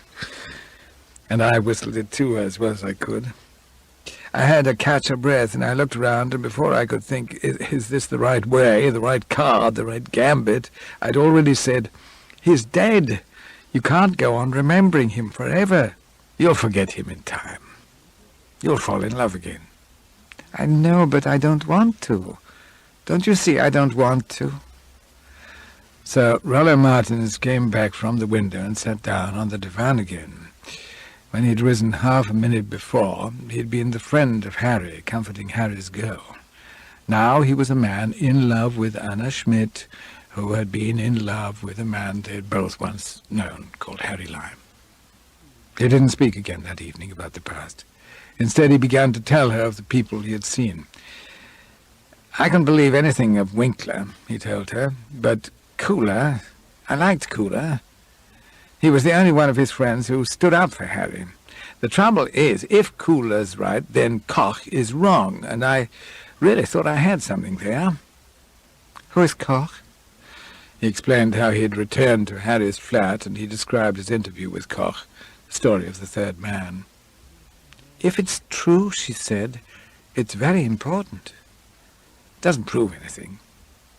After all, Koch backed out of the inquest. So might this stranger." "That's not the point," she said. "It means that they lied, Kurtz and Cooler. They might have lied so as not to inconvenience this fellow, if he was a friend. Yet another friend on the spot. And where's your Cooler's honesty then? What do we do? Koch clamped down like an oyster and turned me out of his flat." "He won't turn me out," she said. "Or his Ilse won't." They walked up the long road to the flat together. The snow clogged on their shoes and made them move slowly like convicts weighed down by irons. Anna Schmidt said, "Is it far?" Not very far now. You see that knot of people up the road? It's somewhere about there." The group was like a splash of ink on the whiteness, a splash that flowed, changed shape, spread out. When they came a little nearer, Martin said, "I think that's his block. What do you suppose this is, a political demonstration?" Anna Schmidt stopped. She said, "Who else have you told about Koch?" Only you and Colonel Kula. Why?" "I'm frightened. It reminds me—" She had her eyes fixed on the crowd, and he never knew what memory out of her confused past had risen to warn her. "Let's go away," she implored. "You're crazy. We're onto something here, something big." "I'll wait for you." "But you're going to talk to him." "Find out first what all these people—" She said, strangely for one who worked behind the footlights, "I hate crowds." He walked slowly on alone, the snow caking on his heels. It wasn't a political meeting, for no one was making a speech. He had the impression of heads turning to watch him come, as though he were someone who was expected. When he reached the fringe of the little crowd, he knew for certain that it was the house. "What's everybody waiting for? They want to see him brought out." "Who?" "Herr Koch." "What's he done?" "Nobody knows yet. They can't make their minds up in there. It might be suicide, you see, or it might be murder." "Herr Koch? Of course." A small child came up to his informant and pulled at his hand. "Papa, Papa." He wore a wool cap on his head like a gnome. His face was pinched and blue with cold. "Yes, my dear, what is it?" "I heard them talking through the grating, Papa." "Oh, you cunning little one. Tell us what you heard, Hansel." "I heard the big man talking, Papa. He said, 'Can you tell me, Frau Koch, what the foreigner looked like?'" "Aha, you see. They think it's murder. And who's to say that they are wrong? Why should Herr Koch cut his own throat in the basement?" "Papa, Papa." "Yes, Hansel?" "They're coming out." A knot of police surrounded the covered stretcher, which they lowered carefully down the steps for fear of sliding on the trodden snow. The man said, "They can't get an ambulance into this street because of the ruins. They have to carry it round the corner." Frau Koch came out at the tail of the procession. She had a shawl over her head and an old sackcloth coat. Her thick shape looked like a snowman as she sank in a drift at the pavement's edge. Someone gave her a hand, and she looked round with a lost, hopeless gaze at this crowd of strangers. Walking back down the street towards Anna, he looked back once. He said to Anna, "Koch has been murdered. Come away from here." He walked as rapidly as the snow would let him, turning this corner and that. He paid no attention when Anna said to him, "Then what Koch said was true. There was a third man." Nor a little later when she said, "It must have been murder. You don't kill a man to hide anything less." The tramcars flashed like icicles at the end of the street. They were back at the ring. Martin said, "You'd better go home alone. I'll keep away from you a while until things have sorted out." "But nobody can suspect you." "They're asking about the foreigner who called on Koch yesterday. There must be some unpleasantness for a while." "Why don't you go to the police?" They're so stupid. I don't trust them. See what they've pinned on Harry? And then I try to hit this man Callahan. They'll have it in for me. The least they'll do is to send me away from Vienna. But if I stay quiet, there's only one person who'll give me away. Kula." "But he won't want to." "Not if he's guilty. But then I can't believe he is guilty." Before she left him, she said, "Be careful. Koch knew so very little, and they murdered him. You know as much as Koch." The warning stayed in his brain all the way to Sacher's. After 9 o'clock, the streets were very empty, and he would turn his head at every padding step coming up the street behind him, as though that third man, whom they had protected so ruthlessly, were following him like an executioner. At Sacher's, Mr. Schmidt said, "Colonel Calloway has been in asking for you, sir. I think you'll find him in the bar." "Back in a moment," Martin said, and walked straight out of the hotel again. He wanted time to think. But immediately he stepped outside. A man came forward, touched his cap, and said firmly, "Please, sir." He flung open the door of a khaki-painted truck with a Union Jack on the windscreen, and firmly urged Martins within. He surrendered without protest. Sooner or later he felt sure inquiries would be made, and he had only pretended optimism to Anna Schmidt. "Is it far?" The driver paid no attention at all. "At least," Martins thought, "I am not under arrest. They have not sent a guard. I am being invited," wasn't that the word he used, to visit the station to make a statement. The car drew up, and the driver led the way up 2 flights of stairs. He rang the bell of a great double door, and Martins was aware of many voices beyond it. He turned sharply to the driver and said, "Where the hell?" But the driver was already halfway down the stairs, and already the door was opening. His eyes were dazzled from the darkness by the lights inside. He heard, but he could hardly see, the advance of Mr. Crabbin. "Oh, Mr. Dexter, we've been so anxious, but better late than never. Let me introduce you to Miss Wilbraham and Gräfin von Meyersdorf." A buffet laden with coffee cups, an urn steaming, a woman's face shiny with exertion, 2 young men with the happy, intelligent faces of sixth formers, and huddled in the background, like faces in a family album, a multitude of the old-fashioned, the dingy, the earnest and cheery features of constant readers. Martins looked behind him, but the door had closed. He said desperately to Mr. Crabbin, "I'm sorry, but don't think any more about it," Mr. Crabbin said. "1 cup of coffee, and then let's go on to the discussion. We've had a very good gathering tonight. They'll put you on your mettle, Mr. Dexter."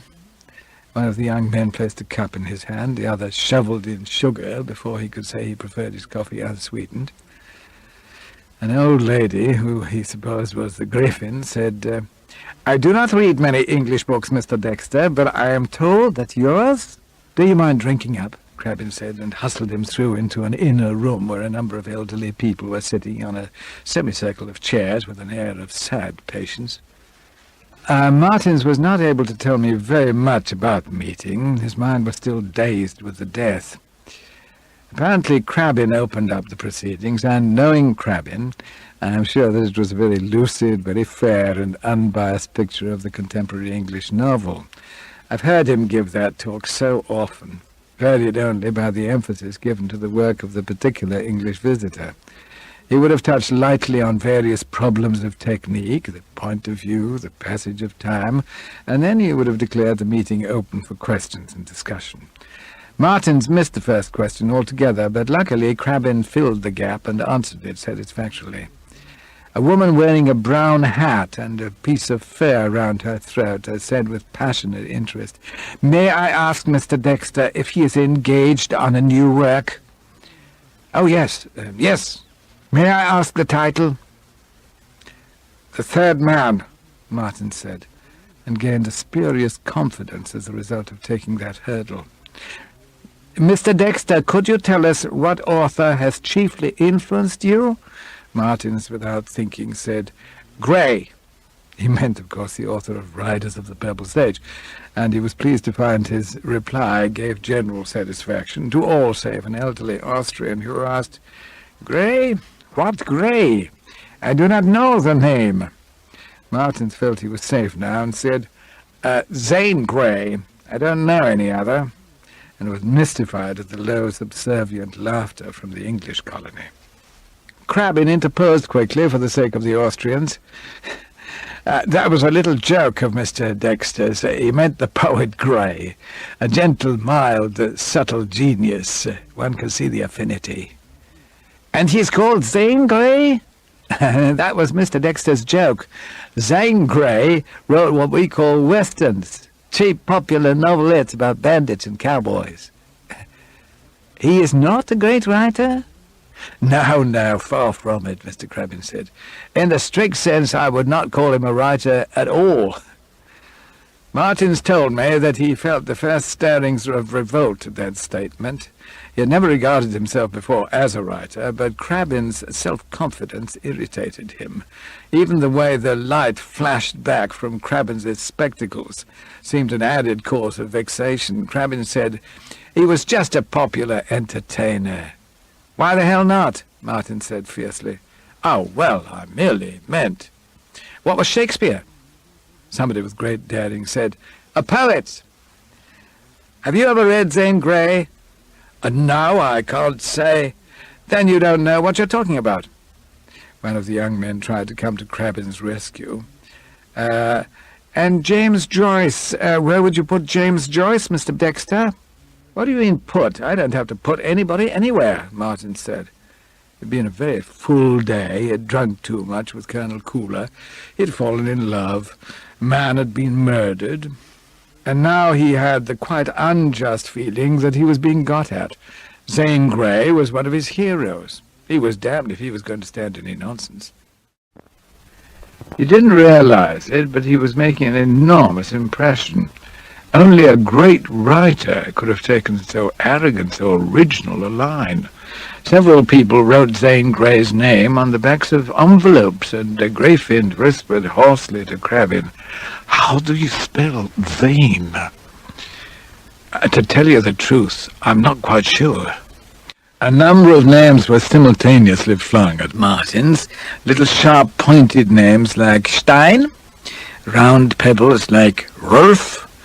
A young Austrian with an intellectual black forelock called out, "Daphne du Maurier!" And Mr. Crabbins winced and looked sideways at Martins. He said in an undertone, "Be gentle with them."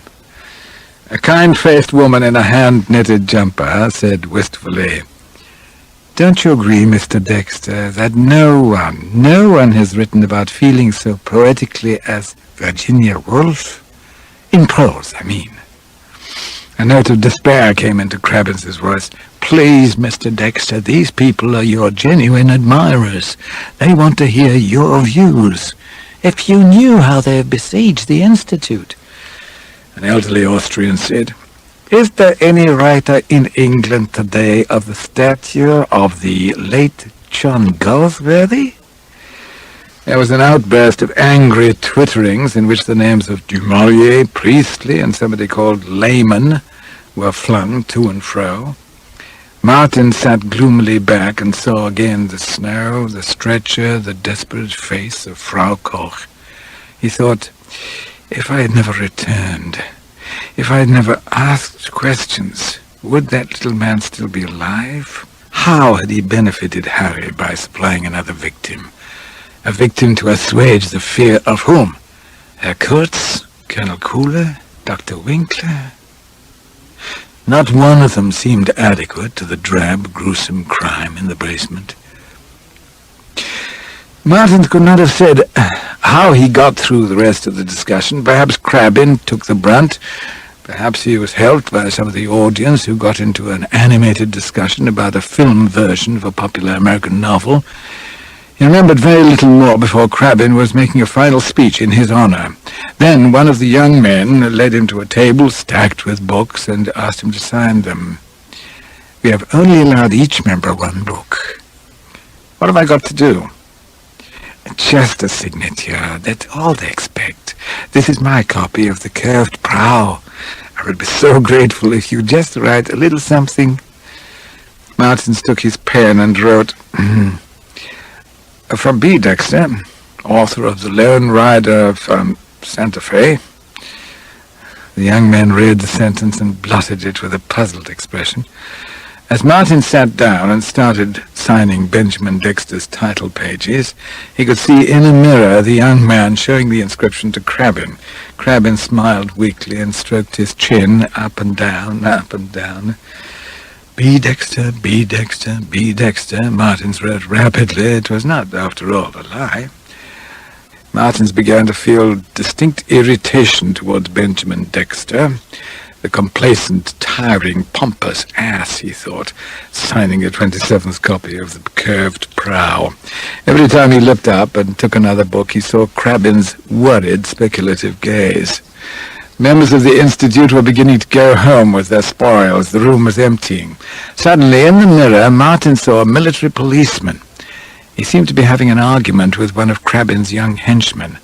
Martin thought he caught the sound of his own name. It was then he lost his nerve, and with it any relic of common sense. There was only one book left to sign. He dashed off at last B. Dexter and made for the door. The young man, Crabbin, and the policeman stood together at the entrance. "And this gentleman?" the policeman asked.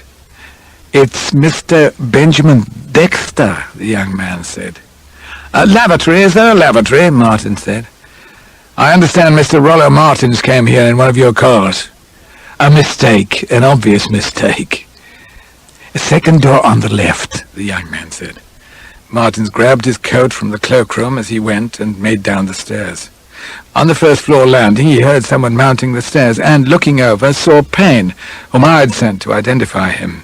He opened a door at random and shut it behind him. He could hear Payne going by. The room where he stood was in darkness. A curious moaning sound made him turn and face whatever room it was. He could see nothing, and the sound had stopped. He made a tiny movement, and once more it started, like an impeded breath.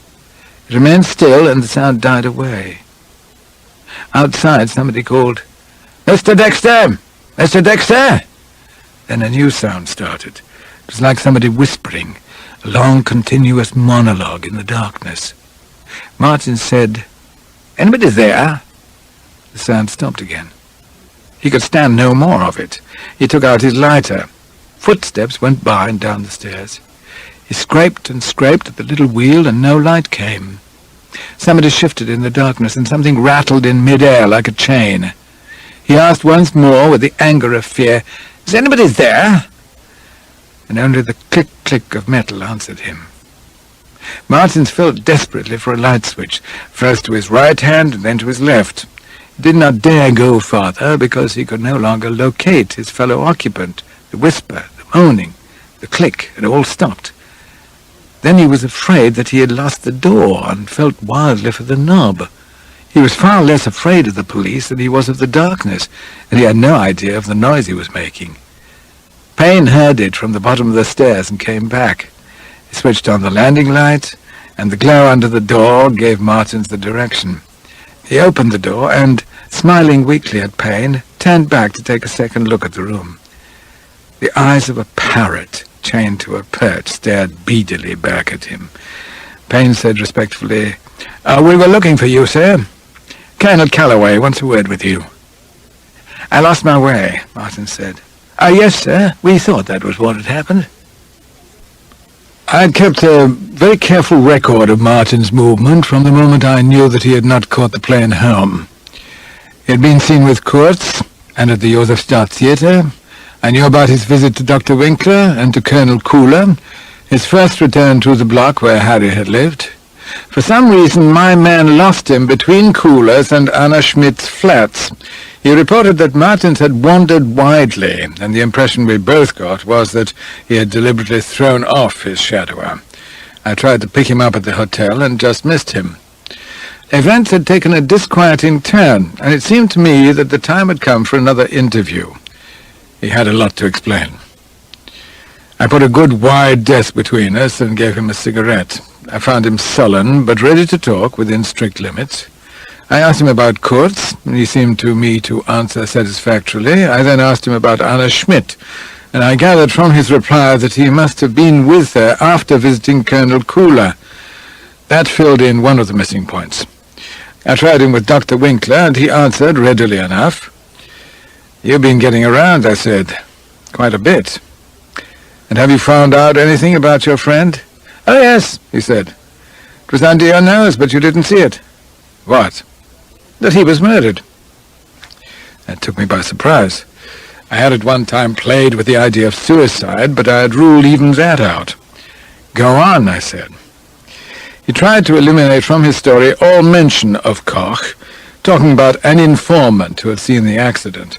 This made his story rather confusing, and I couldn't grasp at first why he attached so much importance to the third man. "He didn't turn up at the inquest, and the others lied to keep him out." "Nor did your man turn up. I don't see much importance in that.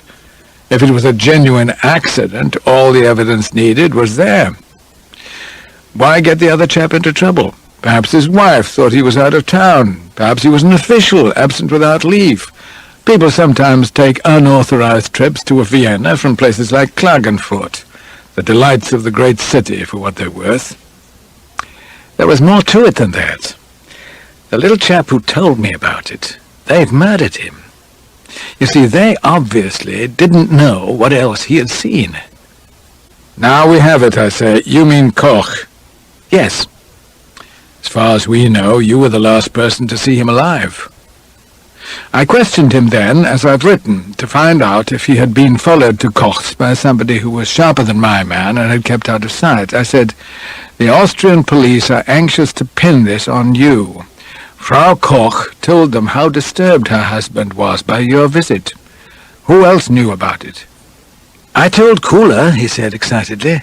"Suppose immediately after I left he telephoned the story to someone, to a third man. They had to stop Koch's mouth."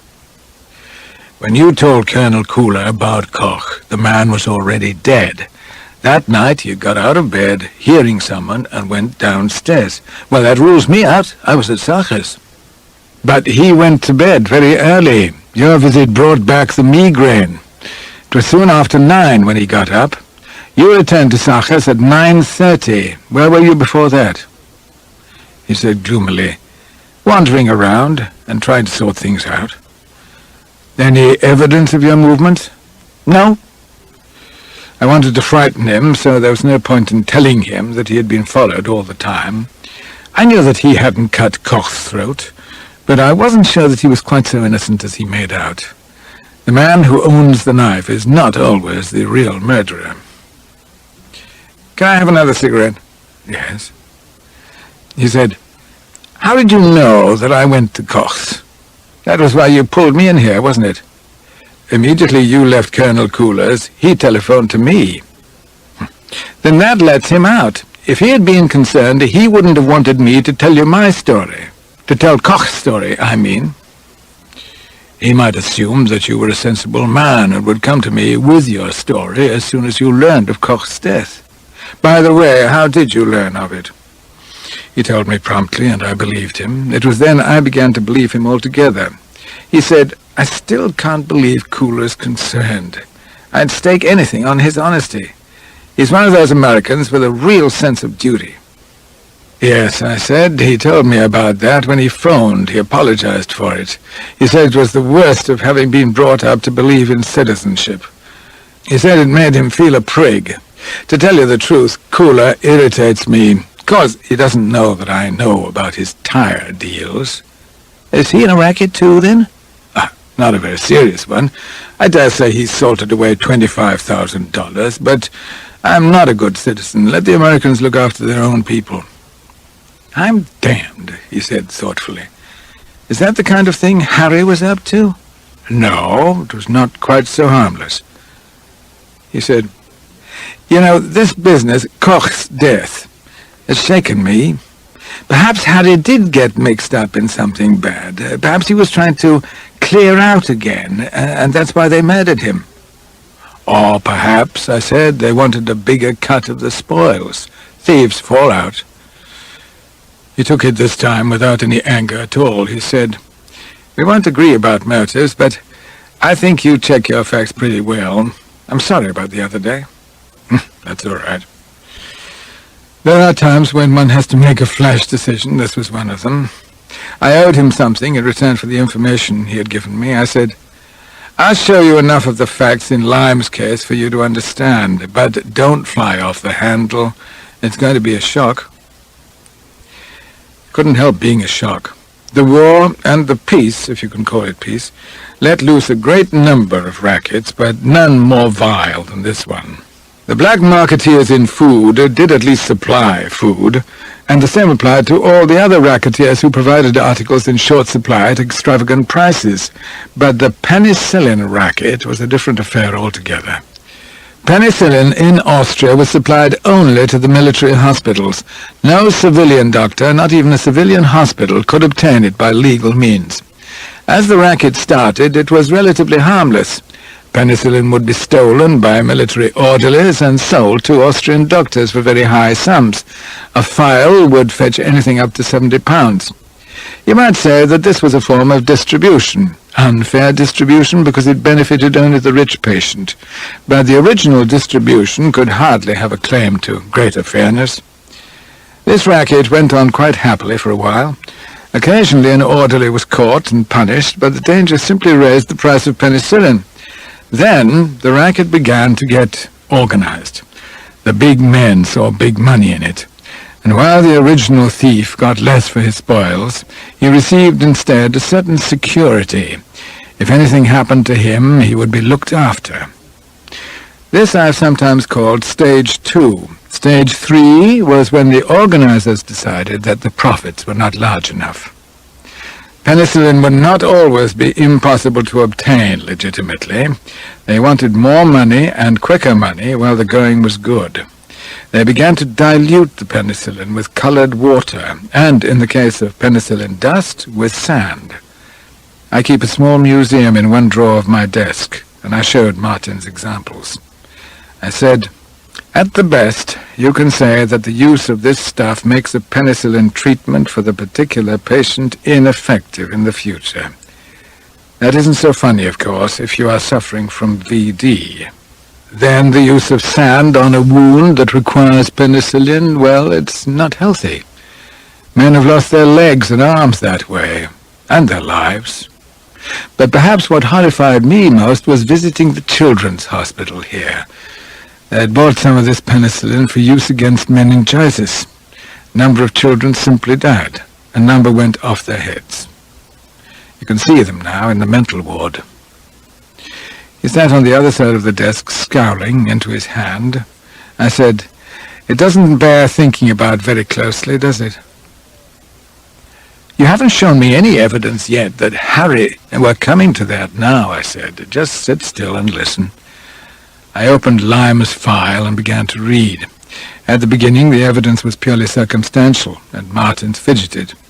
So much consisted of coincidence, reports from agents that Lime had been at a certain place at a certain time, the accumulation of opportunities, his acquaintance with certain people. He protested once, "But the same evidence could apply against me, now." "Just wait," I said. For some reason, Harry Lime had grown careless. He may have realized that we suspected him and got rattled. He held a quite distinguished position in the relief organization, and a man like that is the more easily rattled. We put one of our agents as an orderly in the British Military Hospital. We knew by this time the name of our go-between, but we had never succeeded in getting the line right back to the source.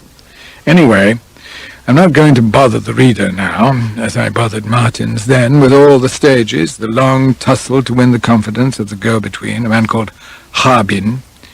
At last we had the screws on Harbin, and we twisted them until he squealed.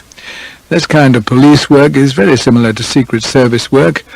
You look for a double agent whom you can really control, and Harbin was the man for us. But even he only led us as far as Kurtz. "Kurtz!" Martins exclaimed. "But why haven't you pulled him in?" 0 hour is almost here," I said. Kurtz was a great step forward, for Kurtz was in direct communication with Lime. He had a small outside job in connection with international relief. With Kurtz, Lime sometimes put things on paper, if he was pressed. I showed Martins the photostat of a note. "Can you identify that?" "It's Harry's hand." He read it through. "I don't see anything wrong." "No, but now read this note from Harbin to Kurtz, which we dictated. Look at the date. This is the result." He read them both through twice. "You see what I mean? If one watched a world come to an end, a plane dive from its course, I don't suppose one would chatter. And a world for Martins had certainly come to an end, a world of easy friendship, hero worship, confidence that had begun 20 years before in a school corridor. Every memory, afternoons in the long grass, the illegitimate shoots on Brickworth Common, the dreams, the walks, every shared experience was simultaneously tainted, like the soil of an atomized town. While he sat there, looking at his hands and saying nothing, I fetched a precious bottle of whiskey out of a cupboard and poured out 2 large doubles. "Go on," I said, "drink that." And he obeyed me as though I were his doctor. I poured him out another. He said slowly, "Are you certain that he was the real boss?" "It's as far back as we've got so far. You see, he was always apt to jump before he looked. I didn't contradict him, though that wasn't the impression he had before given me of Lime. He was searching around for some comfort. Suppose, he said, someone had got a line on him, forced him into this racket, as you forced Harbin to double-cross. Huh? It's possible. And they murdered him, in case he talked when he was arrested. It's not impossible. I'm glad they did, he said. I wouldn't have liked to hear Harry squeal. He made a curious little dusting movement with his hand on his knee, as much as to say, that's that. He said, I'll be getting back to England. I'd rather you didn't just yet. The Austrian police would make an issue if you tried to leave Vienna at the moment. You see, Kuhle's sense of duty made him call them up, too. I see, he said hopelessly. When we found the third man, I said. I'd like to hear him squeal, he said. The bastard. The bloody bastard. After he left me, Martins went straight off to drink himself silly. He chose the Oriental to do it in, the dreary, smoky little nightclub that stands behind a sham eastern facade. Martins had drink after drink. He would probably have had a woman, too, but the cabaret performers had all gone home, and there were practically no women left in the place, except for one beautiful, shrewd-looking French journalist who made one remark to her companion and fell contemptuously asleep. Martins moved on. At Maxim's, a few couples were dancing rather gloomily, and at a place called Chez Victor, the heating had failed and people sat in overcoats drinking cocktails. By this time the spots were swimming in front of Martin's eyes, and he was oppressed by a sense of loneliness. The trams had stopped, and he set out obstinately on foot to find Harry's girl. He wanted to make love to her, just like that. No nonsense, no sentiment. He was in the mood for violence, and the snowy road heaved like a lake and set his mind on a new course towards sorrow, eternal love, renunciation. In the corner of a sheltering wall he was sick in the snow. It must have been about 3 in the morning when he climbed the stairs to Anna's room. He was nearly sober by that time and had only one idea in his head, that she must know about Harry too. He felt that somehow this knowledge would pay the mortmain that memory levies on human beings, and he would stand a chance with Harry's girl. If you're in love yourself, it never occurs to you that the girl doesn't know. You believe that you have told it plainly in a tone of voice, the touch of a hand. When Anna opened the door to him, with astonishment at the sight of him tousled on the threshold, he never imagined that she was opening the door to a stranger. He said, Anna, I found out everything. Come in, she said. You don't want to wake the house. She was in a dressing gown. The divan had become a bed, the kind of tumbled bed that showed how sleepless the occupant had been. Now, she said, while he stood there fumbling for words, what is it? I thought you were going to keep away. Are the police after you? No. You didn't really kill that man, did you? Of course not. You're drunk, aren't you? I am a bit, he said sulkily. The meeting seemed to be going on the wrong lines. He said angrily, I'm sorry. Why? I would like a drink myself. He said, I've been with the British police. They're satisfied I didn't do it, but I've learned everything from them. Harry was in a racket, a bad racket. He said hopelessly, he was no good at all. We were both wrong. You'd better tell me, Anna said. She sat down on the bed and he told her. I imagine he told it to her pretty confusedly, dwelling chiefly on what had stuck most in his mind, the children dead with meningitis and the children in the mental ward. He stopped, and they were silent. She said, Is that all? Yes. You were sober when they told you? They really proved it?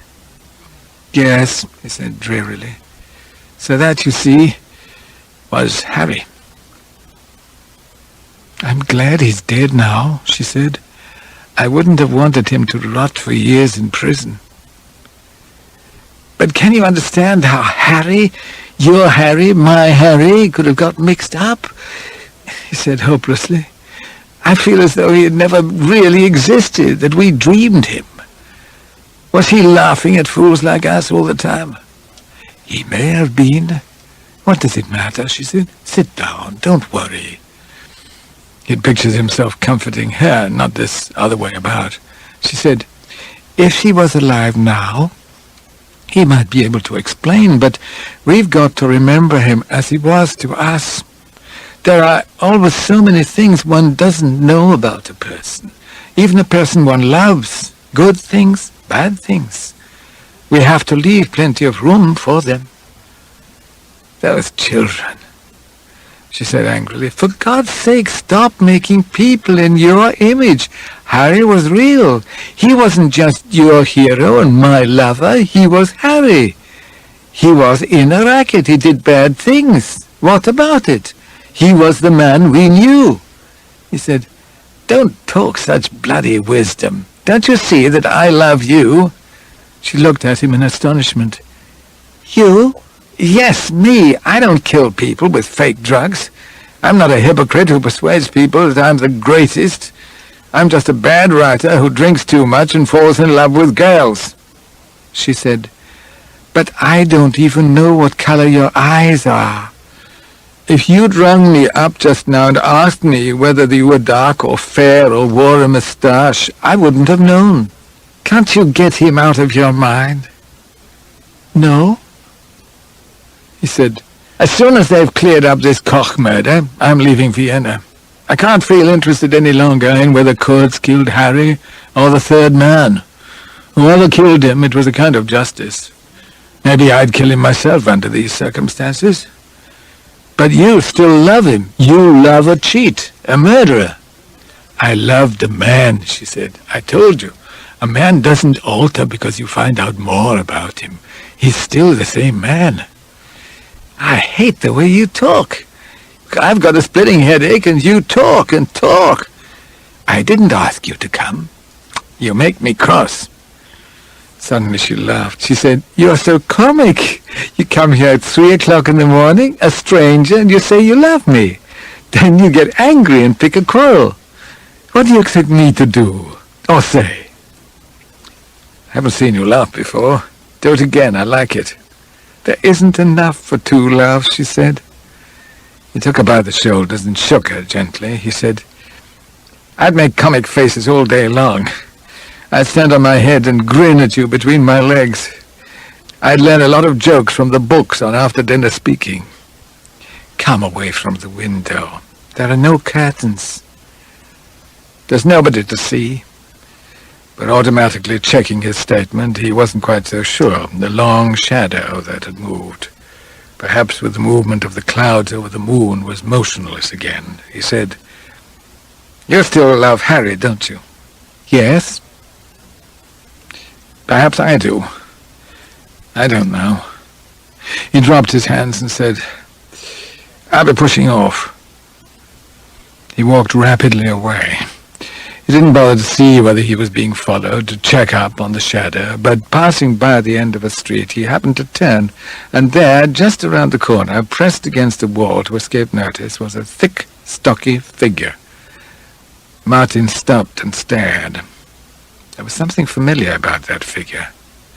Perhaps, he thought, I've grown unconsciously used to him during these last 24 hours. Perhaps he's one of those who have so assiduously checked my movements.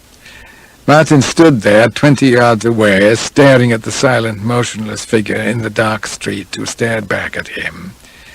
A police spy, perhaps? Or an agent of those other men, those men who had corrupted Harry first and then killed him, even possibly the third man. It was not the face that was familiar, for he could not make out so much as the angle of the jaw, nor a movement, for the body was so still that he began to believe that the whole thing was an illusion caused by a shadow. He called out sharply, "Do you want anything?" There was no reply. He called again with the irascibility of drink. "Answer, can't you?" And an answer came, for a window curtain was drawn petulantly back by some sleeper he had awakened, and the light fell straight across the narrow street and lit up the features of Harry Lime. "Do you believe in ghosts?" Martin said to me. "Do you?" "I do now. I also believe that drunk men see things, sometimes rats, sometimes worse." He hadn't come to me at once with his story, only the danger to Anna Schmidt had tossed him back into my office, like something the sea had washed up, tousled, unshaven, haunted by an experience he couldn't understand. He said, "If it had been just the face, I wouldn't have worried. I've been thinking about Harry, and I might easily have mistaken a stranger. The light was turned off again at once, you see. I only got one glimpse, and the man made off down the street, if he was a man. There was no turning for a long way, but I was so startled I gave him another 30-yard start. He came to one of those advertisement kiosks and for a moment moved out of sight. I ran after him. It only took me 10 seconds to reach the kiosk, and he must have heard me running, but the strange thing was he never appeared again. I reached the kiosk. There wasn't anybody there. The street was empty. Couldn't have reached the doorway without my seeing him. He simply vanished. Natural thing for ghosts, or illusions. But I can't believe I was drunk as all that." "What did you do then?" "I had to have another drink. My nerves were all in pieces." "Didn't that bring him back?" "No, but it sent me back to Anna's." I think he would have been ashamed to come to me with his absurd story if it had not been for the attempt on Anna Schmidt. My theory when he did tell me his story was that there had been a watcher, though it was drink and hysteria that had pasted on the man's face the features of Harry Lyme.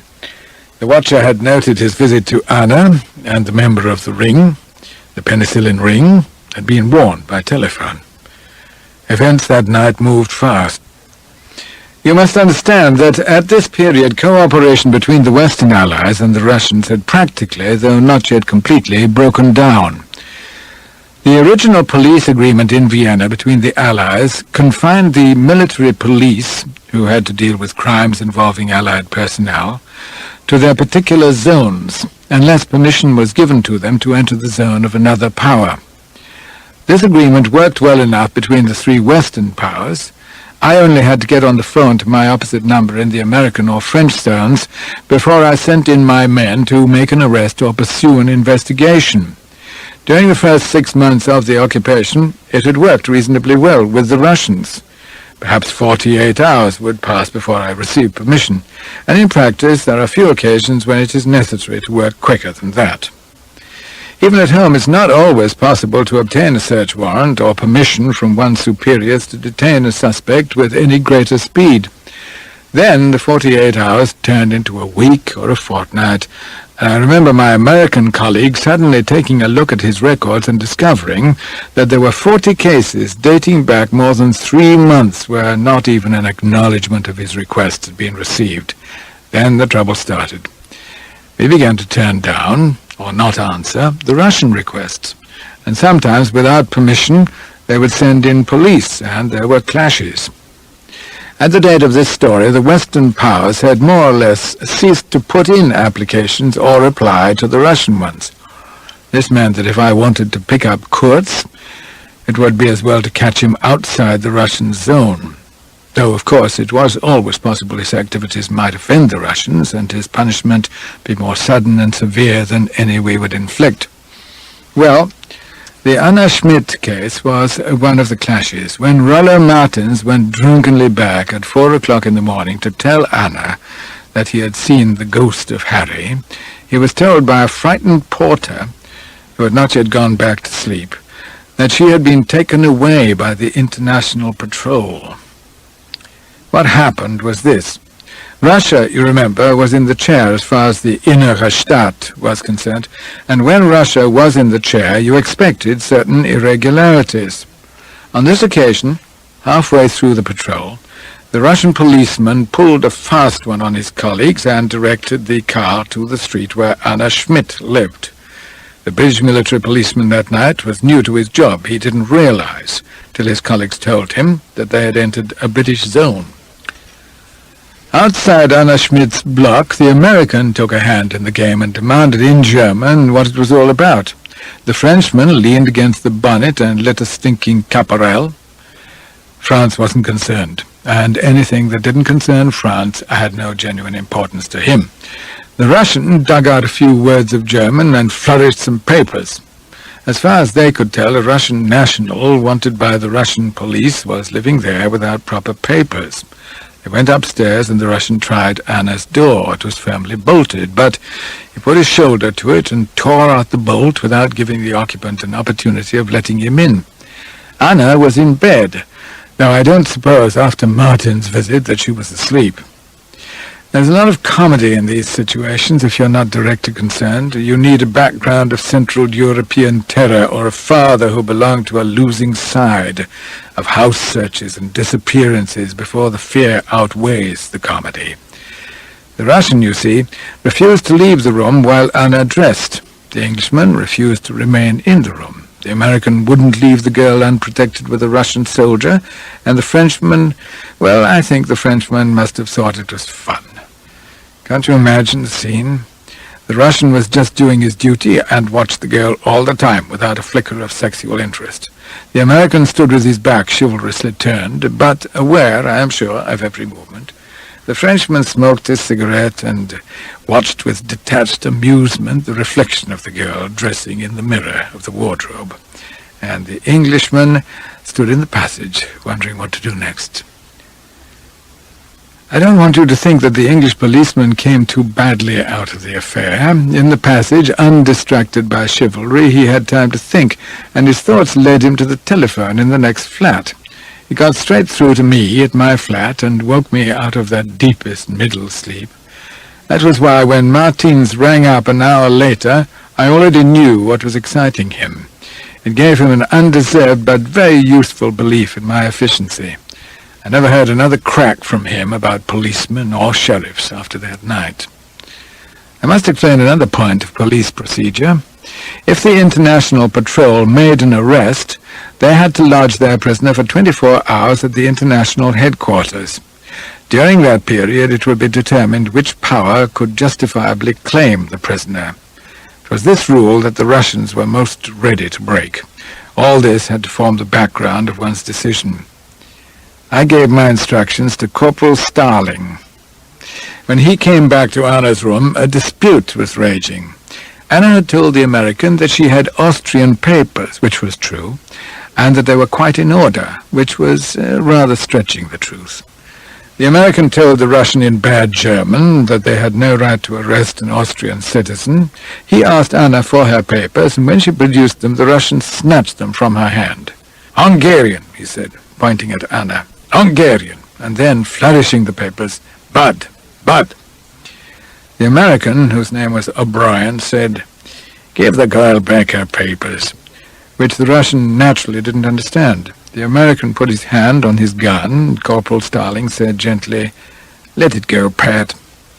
If those papers ain't in order, we got a right to look. Just let it go. We'll see the papers at HQ. If we get to HQ, we can't trust these Russian drivers. As like as not, he'll drive straight through to his zone." "We'll see," Starling said. "Trouble about you British is that you never know when to make a stand." "Oh, well," Starling said. He'd been at Dunkirk, but he knew when to be quiet. They got back into the car with Anna, who sat in the front between the two Russians, dumb with fear. After they'd gone a little way, the American touched the Russian on the shoulder. "Wrong way," he said. "HQ that way." The Russian chattered back in his own tongue, making a conciliatory gesture while they drove on. "It's what I said," O'Brien told Starling. "They're taking her to the Russian zone." Anna stared out with terror through the windscreen. "Don't worry, little girl," O'Brien said. "I'll fix them all right." His hand was fidgeting round his gun again. Starling said, "Look here, Pat, this is a British case. You don't have to get involved. You're new to this game. You don't know these bastards. It's not worth making an incident about."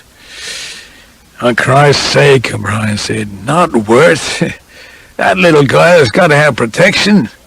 American chivalry is always, it seems to me, carefully canalized. One still awaits the American saint, who will kiss a leper's sores. The driver put on his brakes suddenly. There was a roadblock. You see, I knew that they would have to pass this military post if they did not make their way to the international headquarters in the inner city. I put my head in at the window and said to the Russian, haltingly, in his own tongue, "What are you doing in the British zone?" He grumbled that it was orders. "Whose orders? Let me see them." I noted the signature. It was useful information.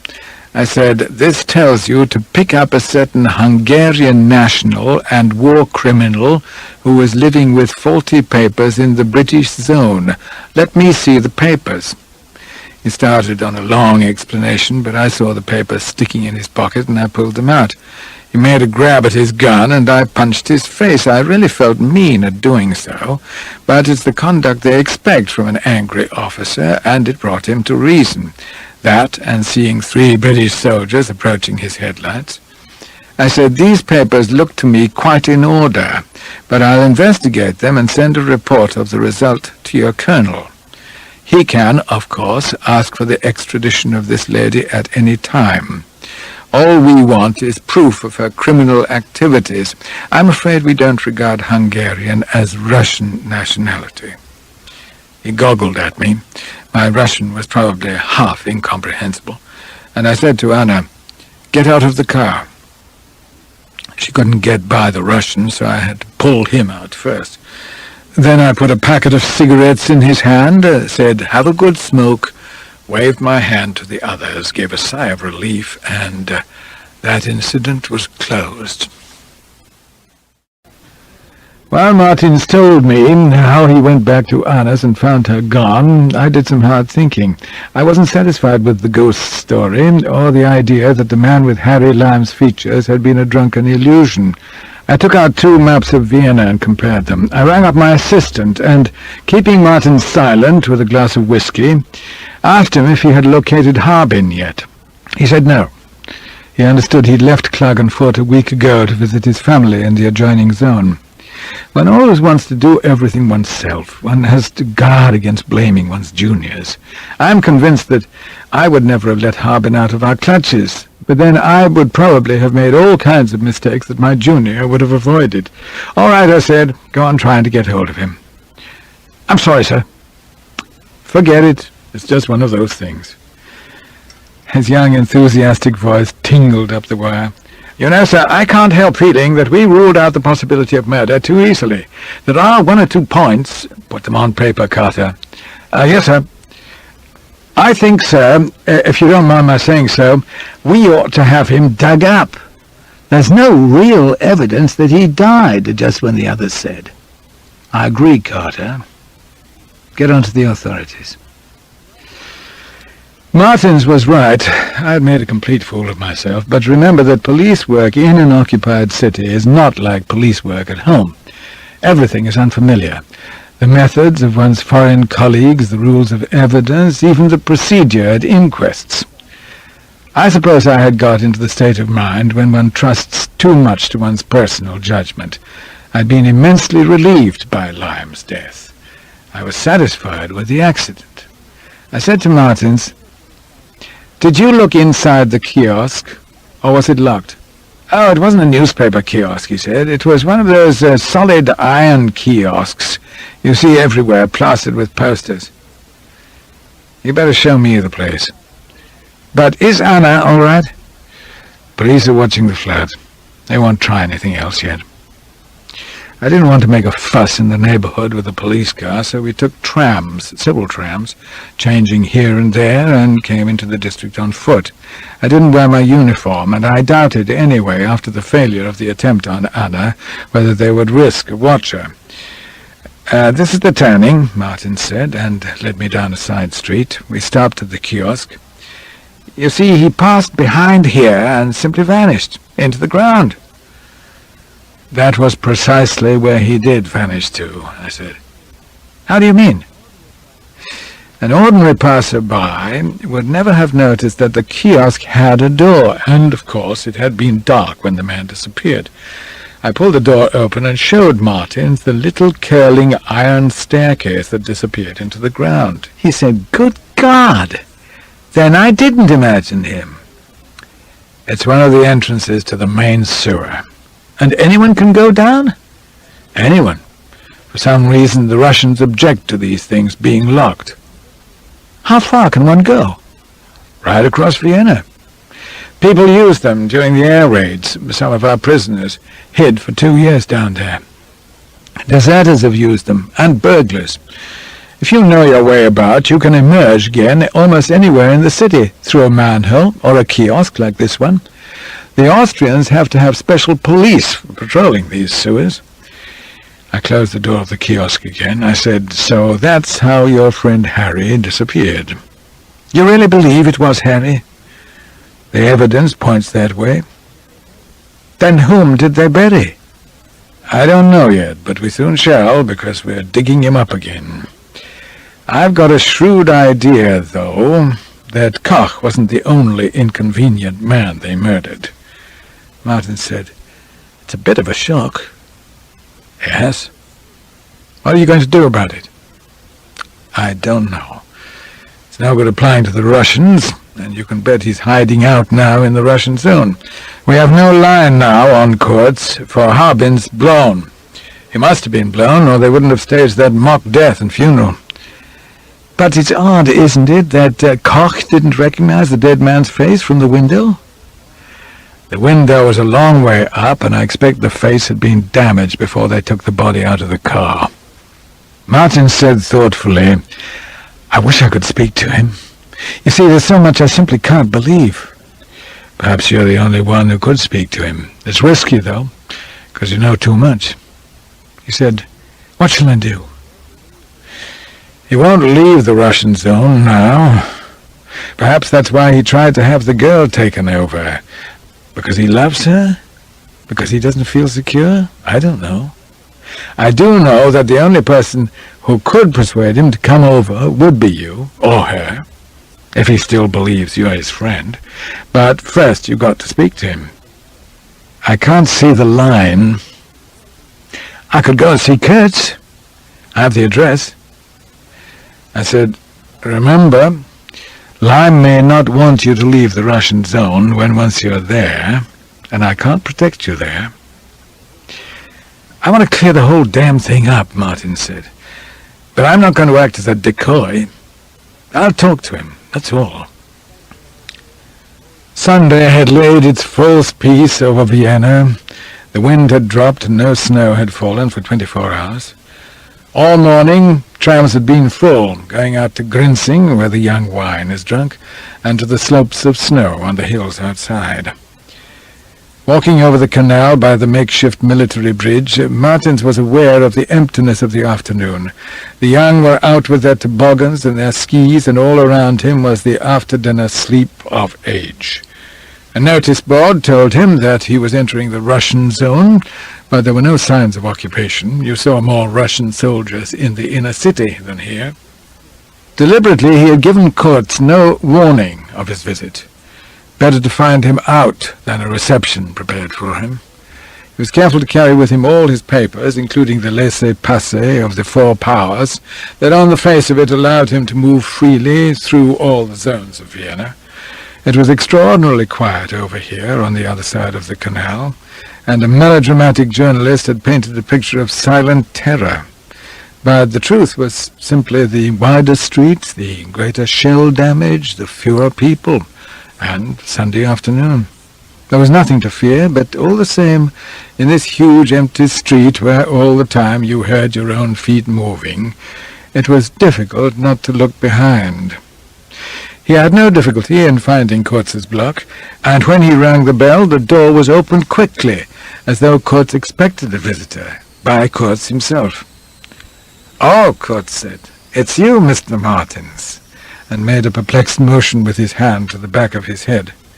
Martins had been wondering why he looked so different, and now he knew. Kurtz was not wearing the toupee, and yet his head was not bald. He had a perfectly normal head of hair, cut close. He said, "It would have been better to have telephoned me. You nearly missed me. I was going out." May I come in a moment?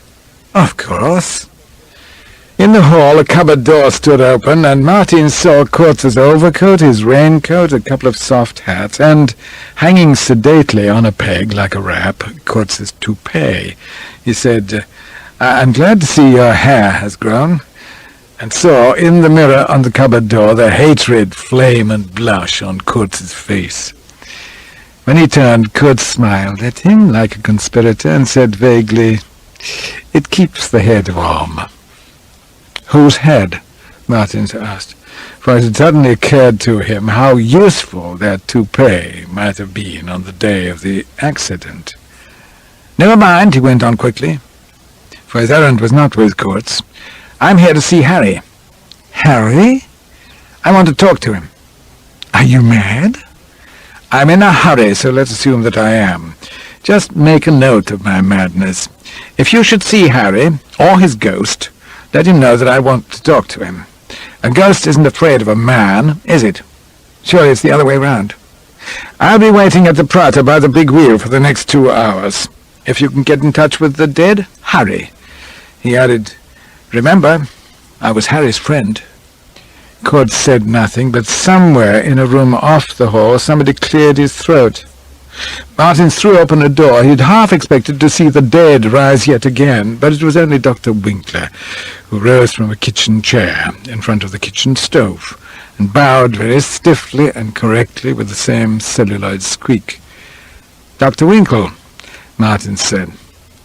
Dr. Winkler looked extraordinarily out of place in a kitchen. The debris of a snack lunch littered the kitchen table, and the unwashed dishes consorted very ill with Dr. Winkler's cleanliness.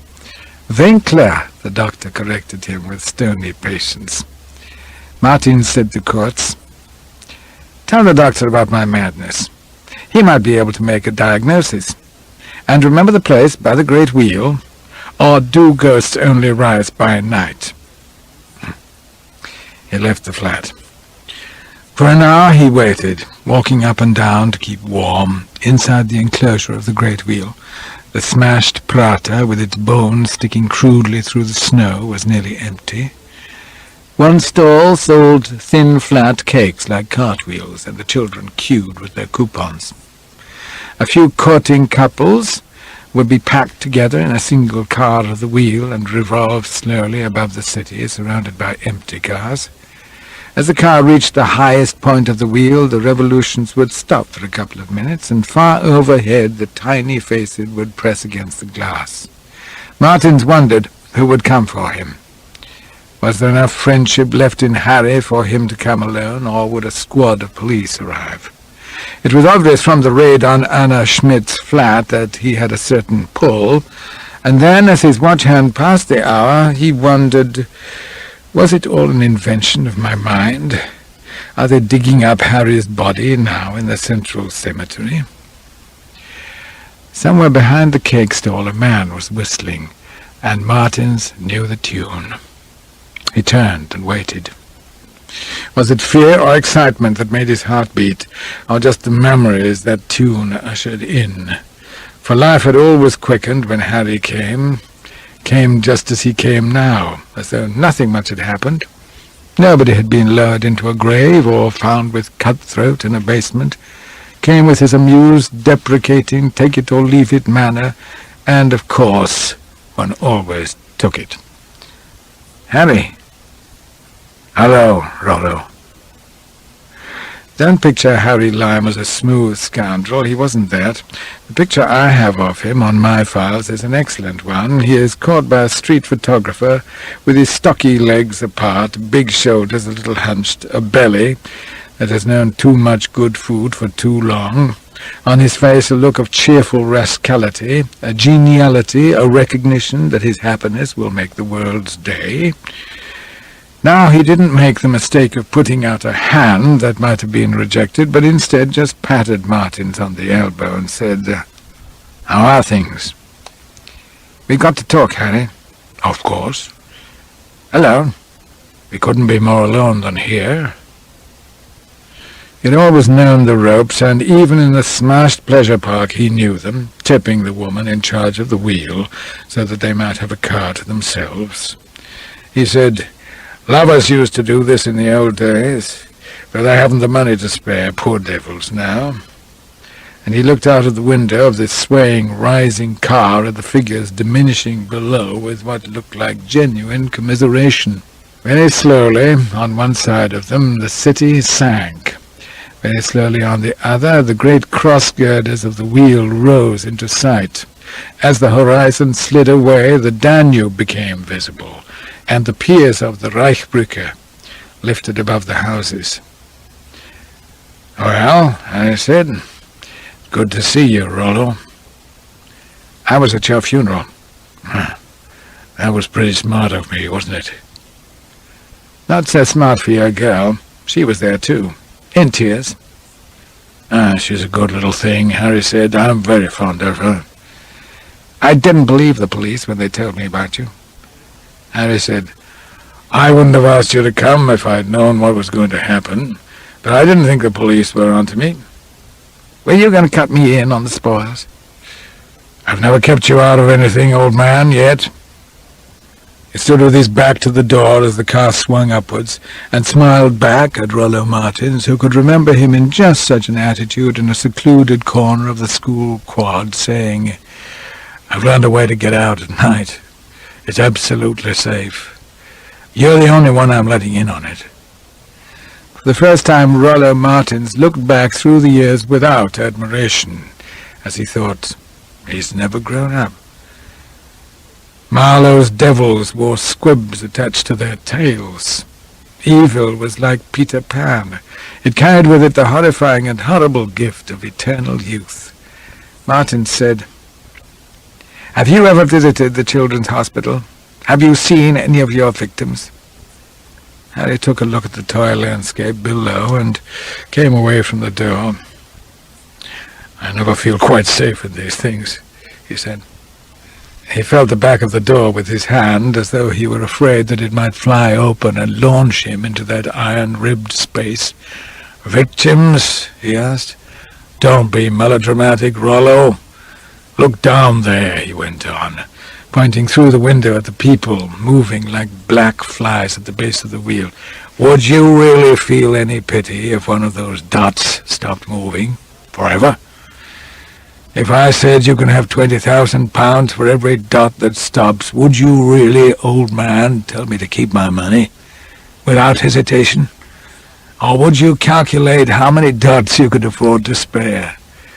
Free of income tax, old man, free of income tax." He gave his boyish conspiratorial smile. "It's the only way to save nowadays." "Couldn't you have stuck to tires?" "Like Cooler? No. I've always been ambitious." "You're finished now. The police know everything." "But they can't catch me, Rollo. You'll see. I'll pop up again. Can't keep a good man down."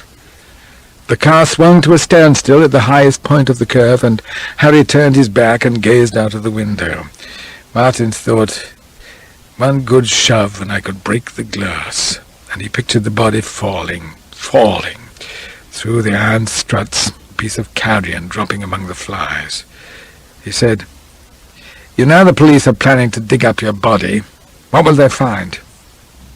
"Harbin," Harry replied with simplicity, turned away from the window and said, "Look at the sky." The car had reached the top of the wheel and hung there motionless, while the stain of the sunset ran in streaks over the wrinkled papery sky beyond the black girders. "Why did the Russians try to take Anna Schmidt?" "She had false papers, old man." "Who told them?" "The price of living in this zone, Rollo, is service. I have to give them a little information now and then." "I thought perhaps you were just trying to get her here, because she was your girl, because you wanted her," Harry smiled. "I haven't all that influence." "What would have happened to her?" "Nothing very serious. She'd have been sent back to Hungary. There's nothing against her, really. Year in a labour camp, perhaps. She'd be infinitely better off in her own country than being pushed around by the British police."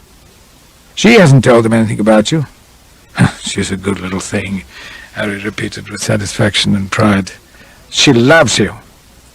"Well, I gave her a good time while it lasted. And I love her." "Oh, that's fine, old man. Be kind to her. She's worth it." "I'm glad." He gave the impression of having arranged everything to everybody's satisfaction. "And you can help her to keep her mouth shut. Not that she knows anything that matters."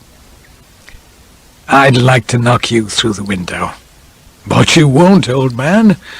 Our quarrels never last long. You remember that fearful one in the Monaco, when we swore we were through? I'd trust you anywhere, Rollo. Courts tried to persuade me not to come. But I know you. Then you tried to persuade me to, arrange an accident. He told me it would be quite easy in this car. Except that I'm the stronger man. But I've got the gun.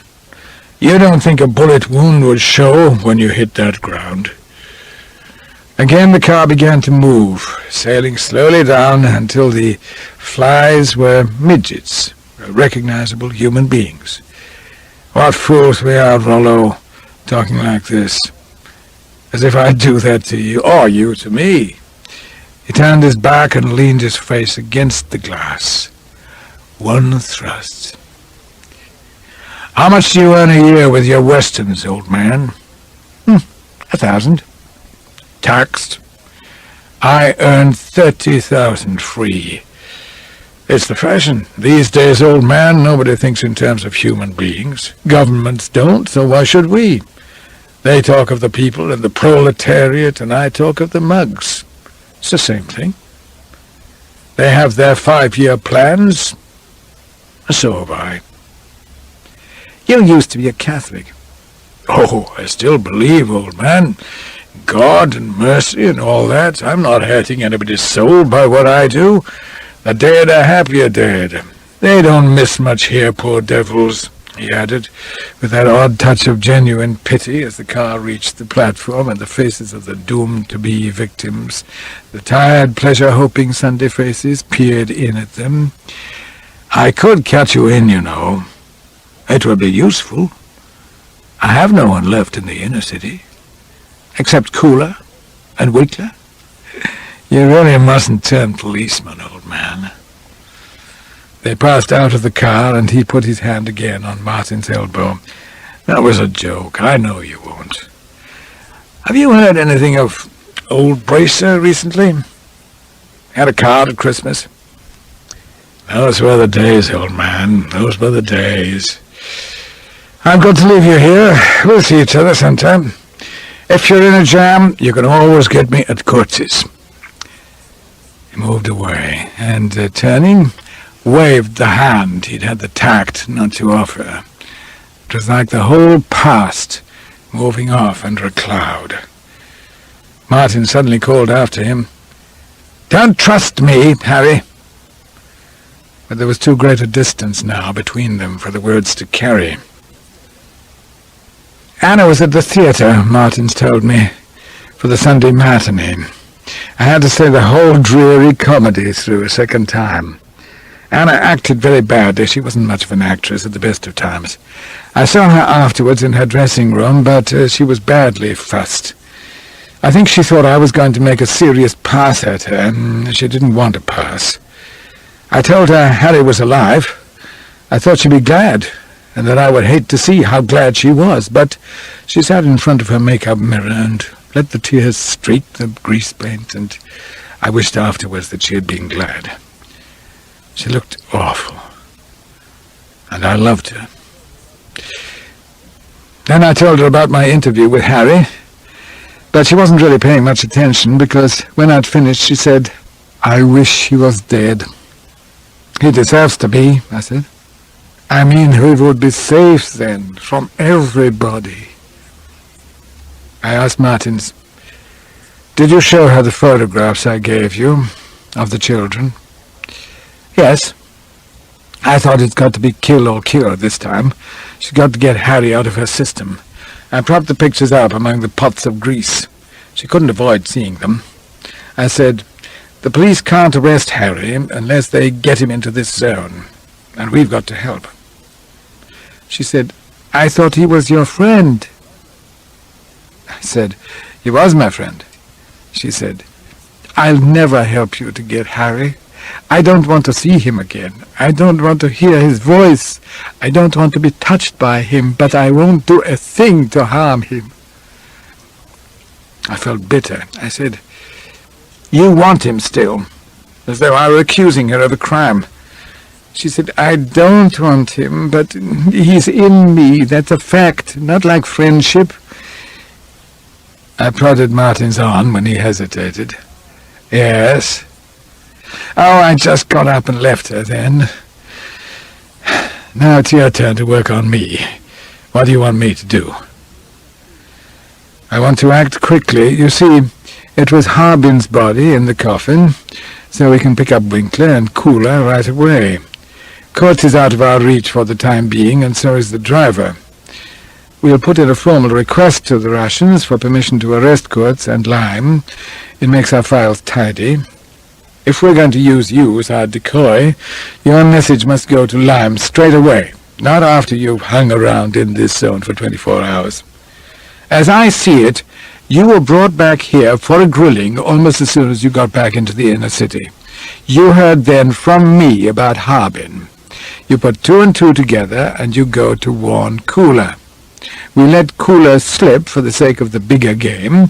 We have no evidence that he was in on the penicillin racket.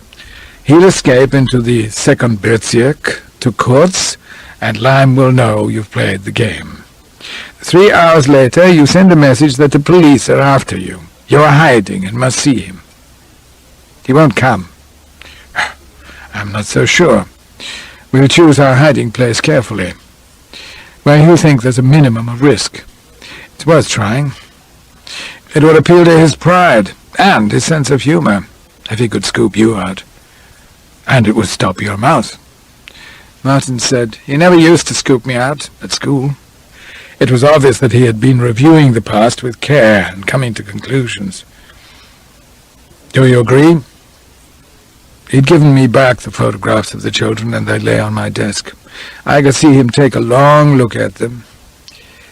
"Yes," he said, "I agree." All the first arrangements went according to plan. We delayed arresting Winkler, who had returned from the second Bezirk, until after Kula had been warned. Martins enjoyed his short interview with Kula. Kula greeted him without embarrassment and with considerable patronage. "Why, Mr. Martins, it's good to see you. Sit down. I'm glad everything went off all right between you and Colonel Calloway. Very straight chap, Calloway." "It didn't," Martin said. "You don't bear any ill will, I'm sure, about my letting him know about you seeing Koch. The way I figured it was this. If you were innocent, you'd clear yourself right away, and if you were guilty, well, the fact that I liked you oughtn't to stand in the way. Citizen has his duties." "Like giving false evidence at an inquest?" Kula said, "Oh, that old story. I'm afraid you're riled at me, Mr. Martins. Look at it this way. You, as a citizen, owing allegiance, the police have dug up the body. They'll be after you and Winkler. I want you to warn Harry." "I don't understand." "Oh, yes, you do." And it was obvious that he did. Martins left him abruptly. He wanted no more of that kindly humanitarian face. It only remained then to bait the trap. After studying the map of the sewer system, I came to the conclusion that a cafe anywhere near the main entrance of the great sewer, which was placed like all the others in an advertisement kiosk, would be the most likely spot to tempt Lime.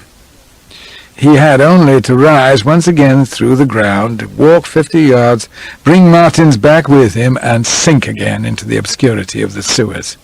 He had no idea that this method of evasion was known to us. He probably knew that one patrol of the sewer police ended before midnight, and the next did not start till 2. And so at midnight Martin sat in the little cold cafe in sight of the kiosk, drinking coffee after coffee. I'd lent him a revolver. I had men posted as close to the kiosk as I could, and the sewer police were ready when 0 hour struck to close the manholes and start sweeping the sewers inwards from the edge of the city. but I intended, if I could, to catch him before he went underground again. It would save trouble and risk to Martins. So there, as I say, in the cafe, Martins sat. The wind had risen again, but it had brought no snow. There was no heating in the cafe, and Martins sat warming each hand in turn on a cup of ersatz coffee. Innumerable cups. There was usually one of my men in the cafe with him, but I changed them every 20 minutes or so, irregularly. More than 1 hour passed. Martins had long given up hope, and so had I, where I waited at the end of a phone several streets away with a party of the sewer police ready to go down if it became necessary. We were luckier than Martins because we were warm in our great boots up to the thighs and our reefer jackets. One man had a small searchlight about half as big again as a car headlight strapped to his breast, and another man carried a brace of Roman candles. The telephone rang. It was Martins. He said, "I'm perishing with cold. It's 1:15. Is there any point in going on with this?" "You shouldn't telephone. You must stay in sight." "I've drunk 7 cups of this filthy coffee. My stomach won't stand any more." "He can't delay much longer, if he's coming. He won't want to run into the 2 o'clock patrol. Stick it another quarter of an hour, but keep away from the telephone." Martin's voice said suddenly, "Christ, he's here! He's—" And then the telephone went dead. I said to my assistant, "Give the signal to guard all manholes," and to my sewer police, "We're going down." What had happened was this. Martins was still on the telephone to me when Harry Lime came into the cafe. I don't know what he heard, if he heard anything. The mere sight of a man wanted by the police and without friends in Vienna speaking on the telephone would have been enough to warn him. He was out of the cafe again before Martins had put down the receiver. It was one of those rare moments when none of my men was in the cafe. One had just left and another was on the pavement about to come in. Harry Lime brushed by him and made for the kiosk. Martins came out of the cafe and saw my man. If he had called out then, it would have been an easy shot, but I suppose it was not Lime, the penicillin racketeer, who was escaping down the street. It was Harry. Martins hesitated just long enough for Lime to put the kiosk between them. Then he called out, "That's him!" But Lime had already gone to ground. What a strange world unknown to most of us lies under our feet. We live above a cavernous land of waterfalls and rushing rivers, where tides ebb and flow as in the world above. The main sewer, half as wide as the Thames, rushes by under a huge arch, fed by tributary streams.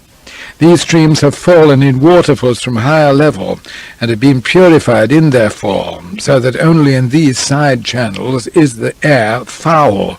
The main stream smells sweet and fresh with a faint tang of ozone, and everywhere in the darkness is the sound of falling and rushing water.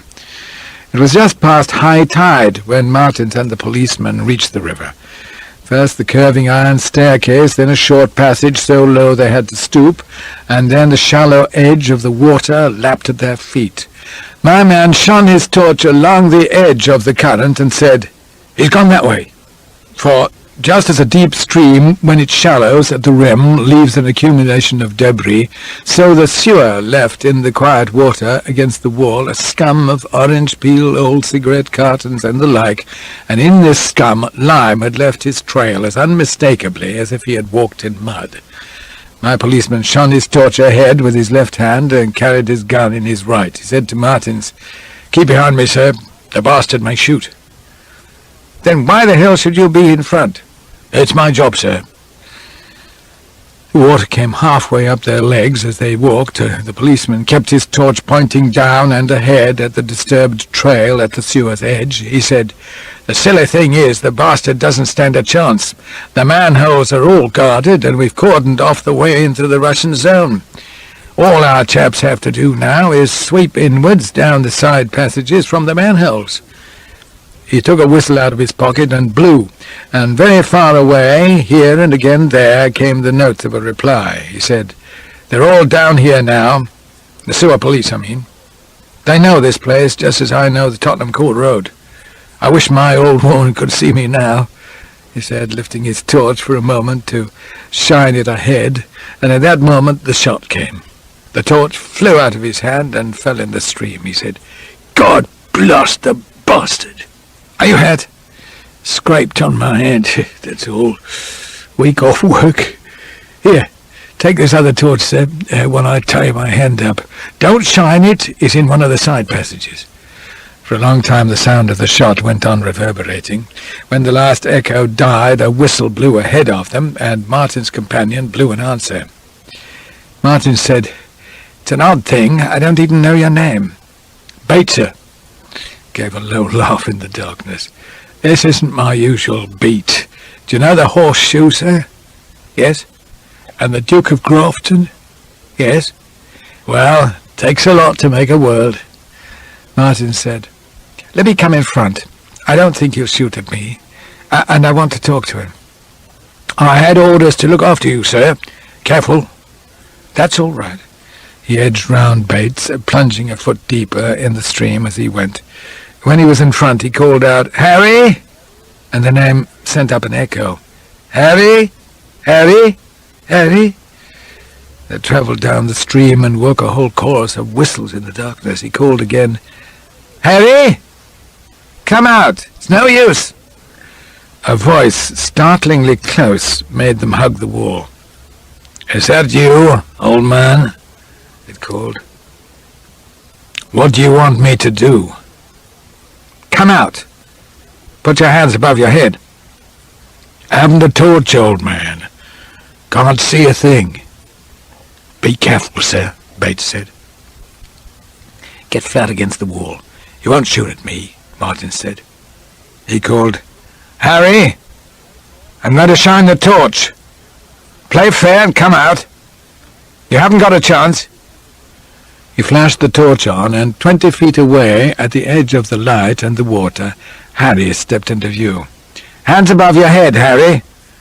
Harry raised his hand and fired.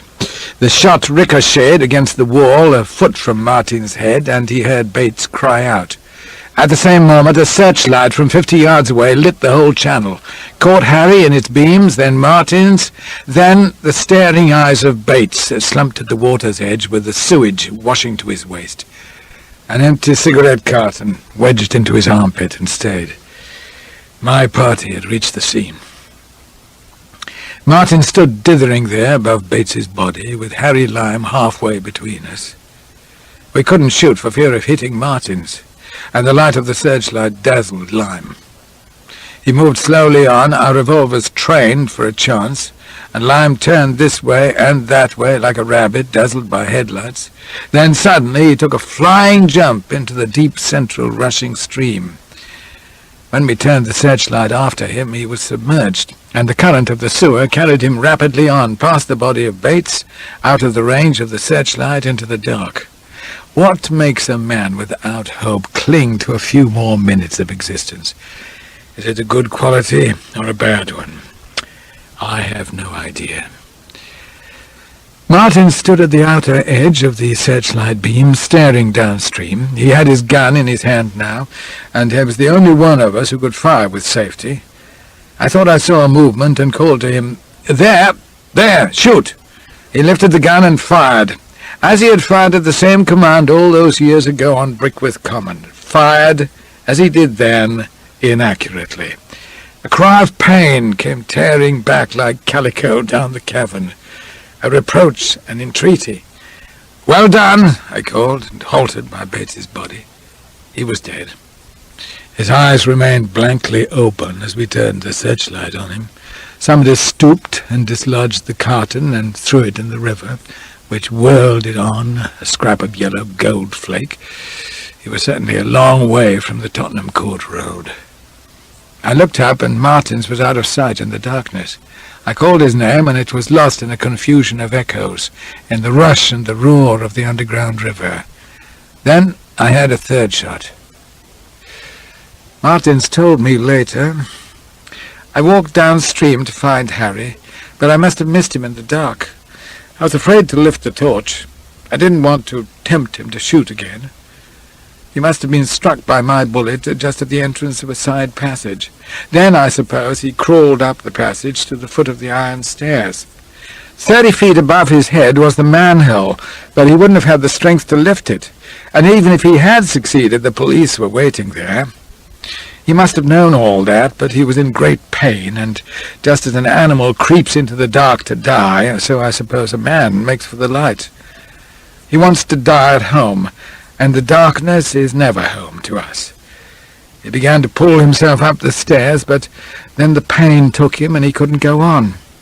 What made him whistle that absurd scrap of a tune I'd been fool enough to believe he had written himself? Was he trying to attract attention? Did he want a friend with him, even the friend who had trapped him? Or was he delirious, and had he no purpose at all? Anyway, I heard his whistle and came back along the edge of the stream, and felt where the wall ended, and found my way up the passage where he lay. I said, "Harry," and the whistling stopped just above my head.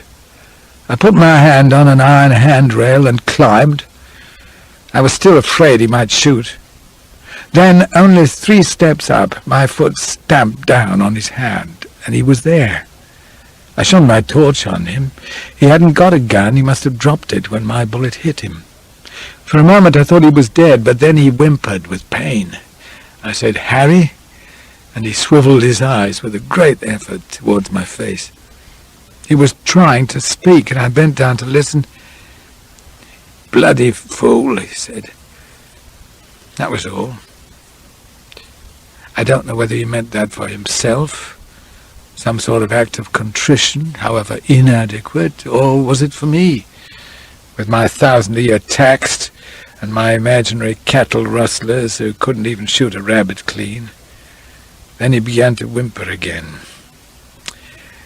I couldn't bear it any more, and I put a bullet through him. "We'll forget that bit," I said. Martin said, "I never shall." A thaw set in that night, and all over Vienna the snow melted, and the ugly ruins came to light again, steel rods hanging like stalactites, and rusty girders thrusting like bones through the grey slush.